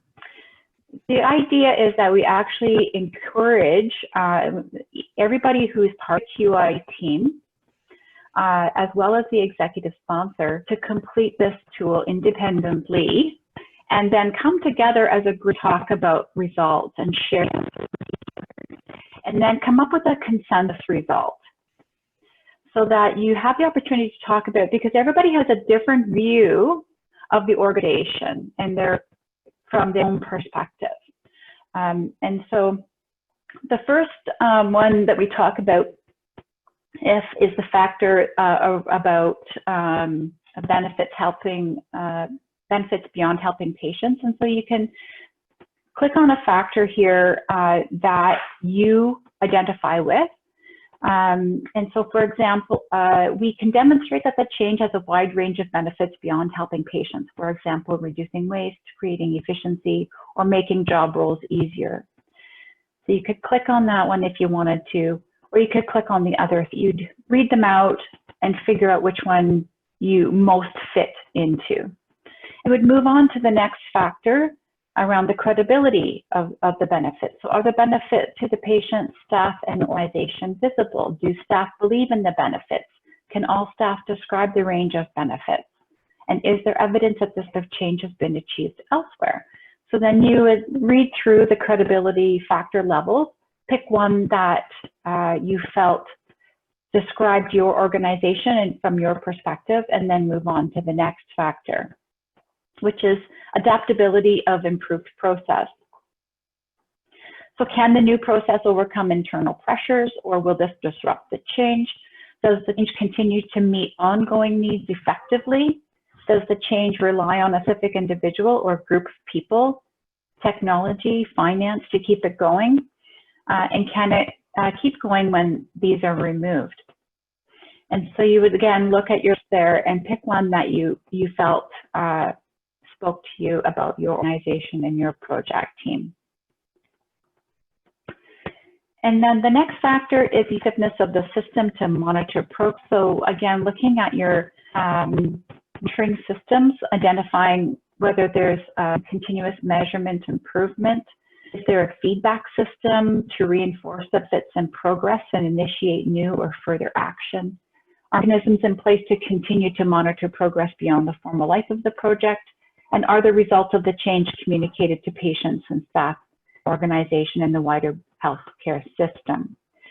I don't, did you guys want me to go through each of the factors, or is it okay to say that, you know, this is the tool, read through it, pick your pieces, select your factors, and if you go to the reports tab at the end, you will see, and I wanted to show this to you because I think this is really great. I'm a visual person. I love the visual this report. And note the color differences between the maximum score, so that the gray is the maximum score that you could achieve, and the third response is your score, how you lay out on top of gray. And so you can see visually that there are some areas here. So we didn't make the maximum score. So you want to, as a team, take a look at that and say, okay, what areas do we want to focus on? Which ones are our lowest? And then create an action plan to address those areas. And if you just go scroll back up, Noshaba, to the top, the score is 8.3. They say anything above 55, and you're good. You know, you're not in a lot of trouble. You can continue on with your project, but you may focus on a few of those areas. If you're below that, you may want to put a pause on your project to address some of those areas before you move forward. And some could be quick, but some of them might take a bit of time. And that's just the kind of the line of the balancing act there is 55, the magic number. All right, so if we can go back to the deck. Are there any questions? Pause there. I feel like a talking head. I am a talking head. I don't have a hood, but I am a talking head.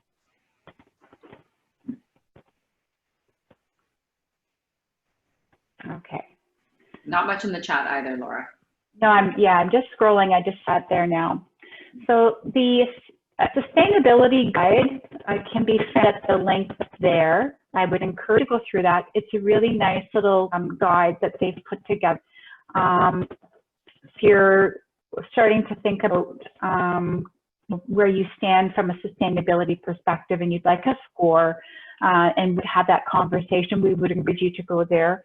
We are also available to help with this discussion as coaches, so we would encourage you to invite us to attend the meeting where you would have your sustainability tool out and have a discussion about that.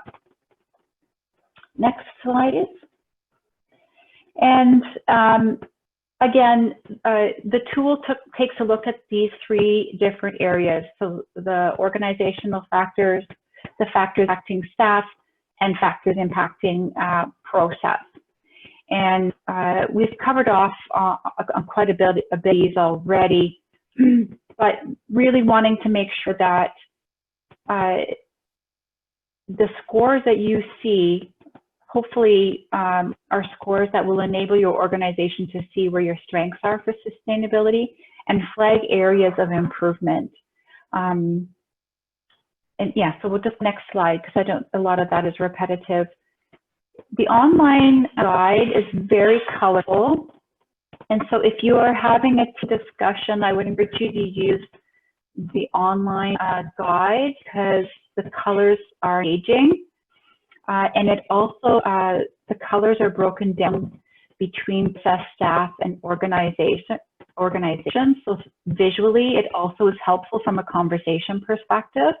So you'll see the green is around process, red is around staff, and organization is blue. So I would encourage you to go there. It gives you a score in each of those bubbles so that it can help you as well determine where you land in each of those bubbles, as well as overall. Next slide. And this is a list of how you should use this tool. I'm hoping that some of the points that I've made so far to you in terms of, making sure that the work that you have put forward to this date in the last 9 months during a global pandemic will actually, you'll maintain and sustain those gains. And yeah, so yeah, I'll leave that there. I'm not going to through the list. You've seen that.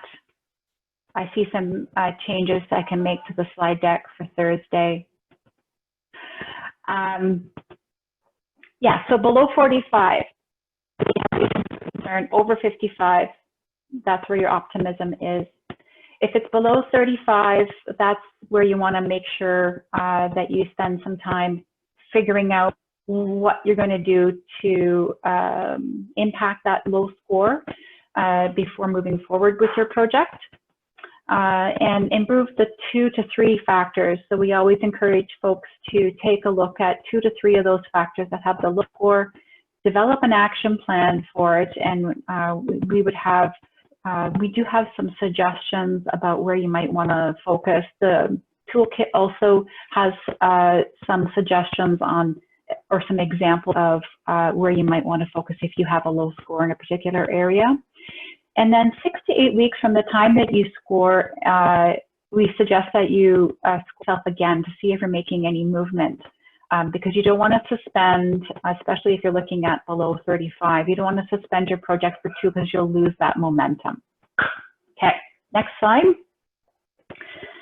And so as we're talking about this, and this slide is really just to have you think about where you might start next Tuesday in terms of your sustainability of your project. Are there areas you see yourself looking at more closely, and hopefully inspires you to complete the tool? Are there any thoughts about sustainability from the perspective of each of your individual projects and the project teams that are on the call today? Is there anything that sticks out for you in terms of what your next steps might be?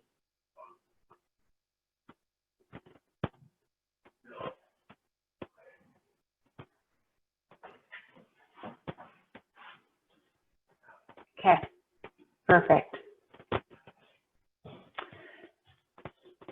So when we're thinking about spreading your improvement, the definition is that it's a science of taking a local improvement and actively disseminating across the system. So across your agency, I think about a project team that we've been working with that are looking at an orientation for staff, but they're focusing on case management program. And their intention will be, of course, once they've figured out and that it's working in the case management service, that they might disseminate across their organization more widely. You would think at the regional level and, of course, across the province or across the country. Consider some of the key groups that would, or we could do world domination too.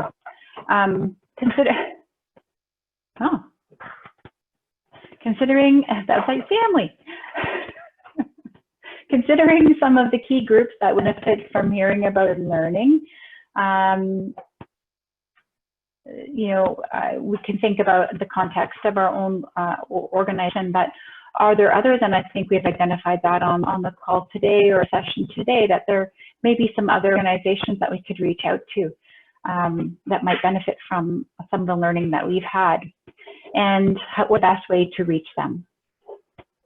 Next slide, please. And so as we think about spread, we want to think about testing our, broadening our testing cycles to include a broader variety of conditions, and that you continue to implement and test the change until you get to a point where you have the opportunity to make it part of your routine operations across your organization. And so measurement plays a big role in this. So before you decide to hardwire and spread your change idea, you want to make sure that you have tested it robustly and you have the measurement to support that. Slide. So the spread planner, it's a cool tool that I would encourage you to look at. It is not an assessment tool. It's a planning document. So it's something that you use as part of a discussion with your team. And you would think about, there's like a great little, you'll see on the left-hand side of the toolkit or the tool, you have a checklist. And it's a really great checklist for having discussion. So you could, you know, start with the first statement and then have a conversation about it. And then once you've completed the checklist and had that conversation, then you could write out your plan in the boxes that are there. You could print it out and write in it, or you could type in. It's a fillable template. But you want to make sure that you have clarity around what is being spread. So are there a certain point of your spread planner that you're changing? Or certain parts, your change idea that you're changing or spreading, or are you taking the whole change idea and spreading it? Are you looking at a change concept, so allowing an a program to make changes to? I'm catching up to your notion. Sorry, are you seeing the spread planner now? I'm seeing the spread planner instructions page. Yeah. So you want the slide deck again? Yeah, sorry. Sorry, I'm clearly like fiddling with Zoom. Oh, okay. It's all good. Determine how to spread the change. So figuring out what it is that you need to do, who you need to involve, and then identifying and confirming the resources to do that, and making sure you've identified who's responsible for those pieces, and monitoring and communicating that progress. So again, really important to have a good communication plan in place when you're thinking about so those are the 4 steps for the spread planner. Laura, do you want me to go to the spread planner now? I don't know. What's the next slide say? Yeah, it says click here. Yes, and so the instructions are there on that first page. And if you scroll to the so you'll see that you have that checklist around clarifying being spread. Complete the tool that way.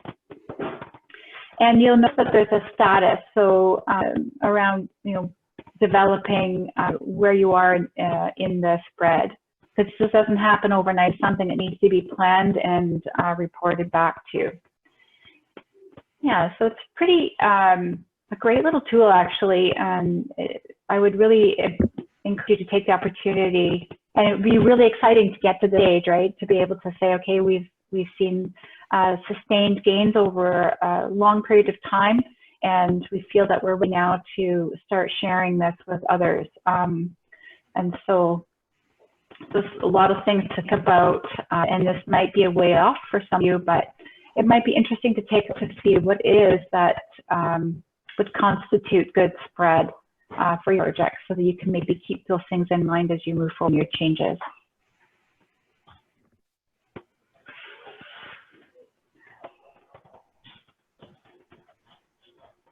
Yeah, so congratulations, you have moved through all the stages of QI and the stated tools. And of course, you're now all very well versed in the model improvement. And thanks so much for your work. That's okay. Thanks so much for doing the work that you have done and being faithful to the project and staying within the text of the model for improvement, irregardless of what's going on around you. And it's the pandemic. Really inspirational as a coach to see, this work happening in all of this. So I'm going to pass it over to actually you folks. So I want to know if you have any questions and thoughts that you would like to share with us, or any curiosities about what you've heard. I know, again, a lot of information from a sustainability perspective.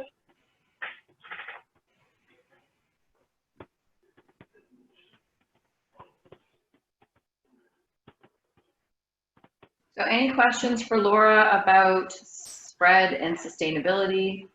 Any questions about follow-up, or if, as Laura mentioned, if you would like to do the sustainability tool and you'd like a coach to help you walk through it with your team, please reach out to your coaches and we'd be happy to set up some time to do that with you.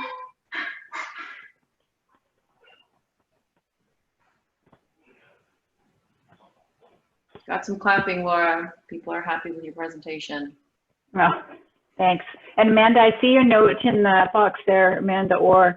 I know as part of your integrated assessment tool that you've completed and submitted to us, have parts of the sustainability piece already completed. So I'd encourage you to take a look at your results from that perspective. And then as far as the spread planner, yeah, we can send that out to you for sure. Thanks, Ash, for inserting that. Yes, on our new website.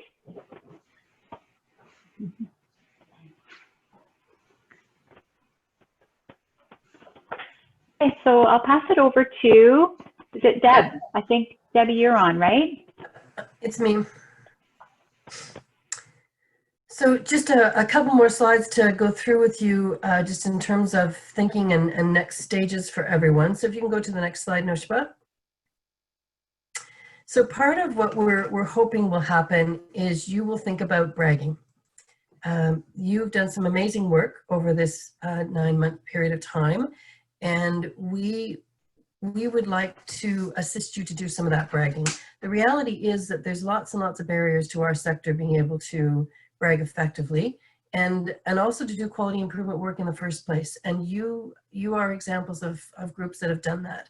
So we have webinars, we have online community practices, there's newsletters, there's Twitter, there's social media. I don't know if anybody tweeted. I forgot to do that while I was doing this because I was having so much trouble with my internet. But if you got a chance to tweet, that's fabulous that you're doing that, or even afterwards. But we'd also like you to not lose your momentum, and by talking about what it is you're doing, by connecting with others who are doing similar work. Already today we had 2 groups that are working on a similar kind of content, sharing your thoughts, sharing your notes, emailing one another, having a chat over the phone or over Zoom, so that you can so that you can really keep this going, and also somebody else doesn't have to start from scratch again. They can pick up with the lessons that you have learned and carry on from there. Next slide. So a couple of questions to think about, because we will be following up with you with a bit of an evaluation. We often have Daria do our questions, and so she would contact you and ask you a series of questions, and we're really looking for your honesty and your input and your insight, because this really helps us to shape what it is we're doing in the future. As you know, we are pretty dedicated to quality improvement and like to continue to make things better as time goes by. So we'll be following up with some questions. You know, what made it possible for you to get started? What were the things that worked well for you? How confident are you you're going to be able to keep going and you know, continue with your work? What are the stumbling blocks to being able to do that? And you know, I'm very familiar with Brand Haldeman Norfolk, and you know, there's some work to do around the team and the clients, and getting some commitment to giving this a try, you know, transferring to other people. And I really appreciate, I think it was Amanda who spoke about the advantages of a new caseworker and you know, coming up with some new ideas, because you're speaking to somebody who's got a slightly different lens when they're thinking about what's next steps for you. So what are you doing across your organization? Who else needs to know about this? Some of you are in multiple locations. And is this relevant for another office? Is this relevant for another program? Are there some transferable skills that we can share? And one of the things that we encourage with quality improvement teams is to have your implants, I guess, or your spies join the team. So they're from a different office team, and then would be that, oh, my internet's unstable, hopefully you can still hear me. And hopefully they will be that, that motivator or that lead at the other organization when you transfer to another location. So again, as you continue to do your work, make sure you've got all your spies out in all the different areas to help keep this work going. Next slide. So in terms of this group, so we are strongly encouraging, not begging quite, but really would like for you to think about joining our advanced quality of community of practice. And the purpose of you joining that quality improvement or that community of practice would be for you to work towards doing a quality improvement plan. We have received for the first time in our sector almost 12 quality improvement plans for the province. It's the first time community mental health and addiction agencies have done a quality improvement plan, and we're really, really excited. We only submitted them to each other, and Jennifer and Alice will be helping us with some review of that, and we're pretty excited about getting that information back. But we're also, our coaches are also learning about what makes a good quality improvement plan. So we have an inside scoop to help you with this next stage. So if you are wanting to continue to be a maverick or a Sith or whatever it is that I am today. Jedi warrior. A warrior, a Jedi warrior with my wand. If you're wanting to continue to lead the pack. Lightsaber, right, and I do know this. So if you're wanting to continue to lead the pack, it would be great for you to join it, and it would be a September start. So we'll do a launch, we'll let you know about this, but if you have any interest in joining the advanced COP, Amy P has put some that talk about exactly what the community practice is like, what you can expect. They're bi-weekly meetings, they're only an hour in length. We do some chatting together on quorum, and we share and learn together. So that's an opportunity for you to do beginning in September, and we'd really love for you to do that. We would like to post your report back presentations, and those are ready for you to go to a virtual and or a real conference at some point in time.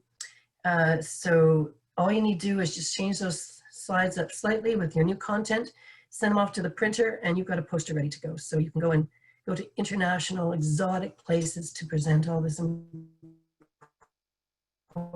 data that you have discovered. And there are others who are very interested in learning about this. So those are the key pieces, and hoping that you will be willing to, we really would like to post the stories on the website, but also the recording, maybe not all of the recordings today, but the recording, most importantly, because as Laura always says, when I discover a new program who's done some work based on what I've learned from some other program, it's so helpful to have them listen to the report back and see the slides of the work that you did. It's inspiring. It helps people feel hope and positive that they can go forward. You're leading the way. So next slide. So again, all kinds of ways to share your stuff. We'd love to feature one of you in our upcoming newsletter story. We've got one coming out after Labor Day, and there'll be one in the summer as well. Community practice, I'm going to push that again because I really hope you will consider joining the community practice and continuing to be a Jedi warrior. When we're able to go into some conferences, we'd love for you to be part of a panelist to talk about some of the work that you did and learned. And then sharing on your Twitter, if you have that, or your social media. And for those that we haven't done yet, the Fly template, which documents the work that you've done and the service delivery changes that all of you have made during COVID, because we know that you have. And we're posting those up on the internet as well on our website, because that's important information for others to know about. So this is Mel's slide. We call it Mel's graphic. So she put this together for us, and it's opportunities to be involved with E-QIP. Most of you will know most of this content. So there's a QI on the fly, the coaching cohorts that you have been involved in, community practice, which I'm pushing for you to think about.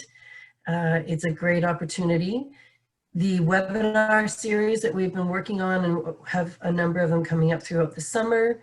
OPOC and data support, which a number of you have received already. Ideas training, if you've not done that, we're looking to move it into a modular format as well.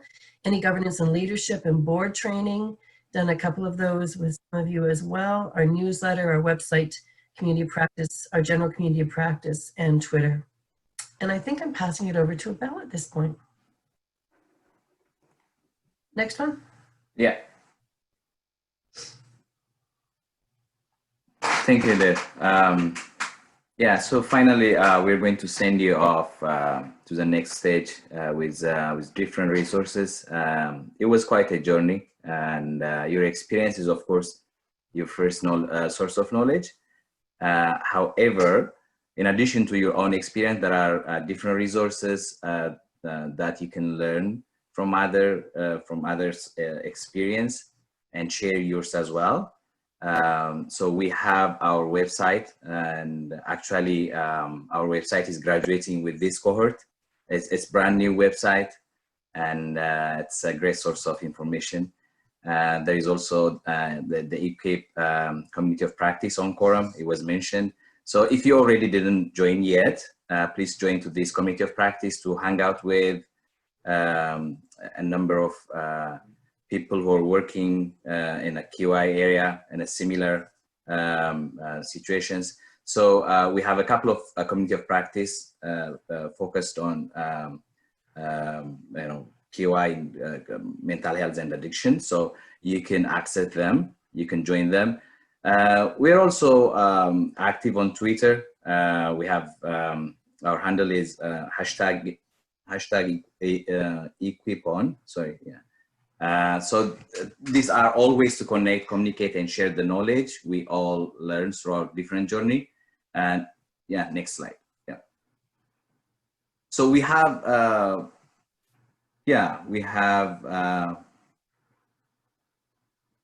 think next slide. Yeah. Yeah. So please fill the evaluation as well. There is a. We will be asking the QI team leads to participate in a QI informative interview or survey about your experience with the coaching program. So please fill this evaluation survey. Yeah, next slide, please. So the next steps are for cohort for QI leads and team members. So these are, sorry, I can't see that. Yeah, so. I can carry on. I probably switched it over too soon. So one of the things we will be asking you to do, you will have all done, and Kim spoke about it directly, actually, the pre-assessment that you did to better understand what your strengths are in your areas of work. There's a post piece that helps us to understand what it is you've learned as a result of your involvement in all of this. And then the sustainability, which we're happy to sit down and help you to do as well. The executive sponsor highlights part of what we encourage, and I know Nicole had to go, but is thinking about what it is from the lead even some of the team members, what it is you felt was beneficial or you learned as a result of your involvement. And if you could post that on our community practice, our E-QIP community practice, that one is open to everyone and you're welcome to come and join that. The advanced COP and the supportive housing COP are closed groups because those ones are working on quality improvement plans and we invite you specifically to join those. So the evaluation is coming up. And again, there are other opportunities for different kinds of coaching. We're not leaving you. So if there's something that we can help out, if you've got some stories to tell us, if you need some assistance with your data, if you're working through your PDSA cycle and you need a little bit of help with that, we're an email away and always willing to be a part of that. And we take great joy in hearing your brag stories. We love to hear about how it is you're doing. You are our ambassadors. So now it's over to you, Bo. Yeah, so this is KOI and the Fly webinar as well, one of the webinars. So please register for this one. So we have an upcoming webinar on June 23rd. So this is one of the things that we have been doing recently. So please join for this session. And you can click on the link. Yeah, next slide, please. Yeah, so this is similar webinar, especially on process mapping. So this is for July 15th. And then the next one is also for August 19th. So this is a series of webinars, and please register. And you know, share, again, as we said, it's about sharing experiences and sharing what we know and learn from each other. Yeah, next slide, please. Yeah, so I think this is the same thing that we said, quorum, Twitter, website. Yeah, next slide, please. Yeah, so we have also our QI webinars and newsletter. We also have conducted a series of webinars in the past. So you can learn in your own pace. You know, our YouTube channel is always updated and refreshed.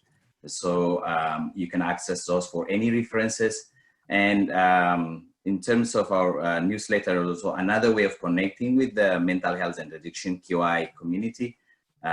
It's a way of getting up-to-date information about what we do and any upcoming events, sessions, or opportunities. And yeah, so we're sending those on a regular basis. Next, please. Yeah. Yeah, so this is also our contact information. As you see it, we are growing as a team, and you probably see new faces and names in there. So you can also find our contact information and our detailed information from the website as well. Yeah, next please. Yeah, finally, yeah, thank you. Thank you so much. Again, it's quite a journey with all this extraordinary challenge, and continue doing this by itself is it's a success, right? So, and personally, I thank you, you know, for you know, letting me know you as a person and letting me learn about what you're doing, about your organizations and places that we visited in the past. So thank you. Appreciate it. Yeah. So back to Nusha, I think. So thanks everybody.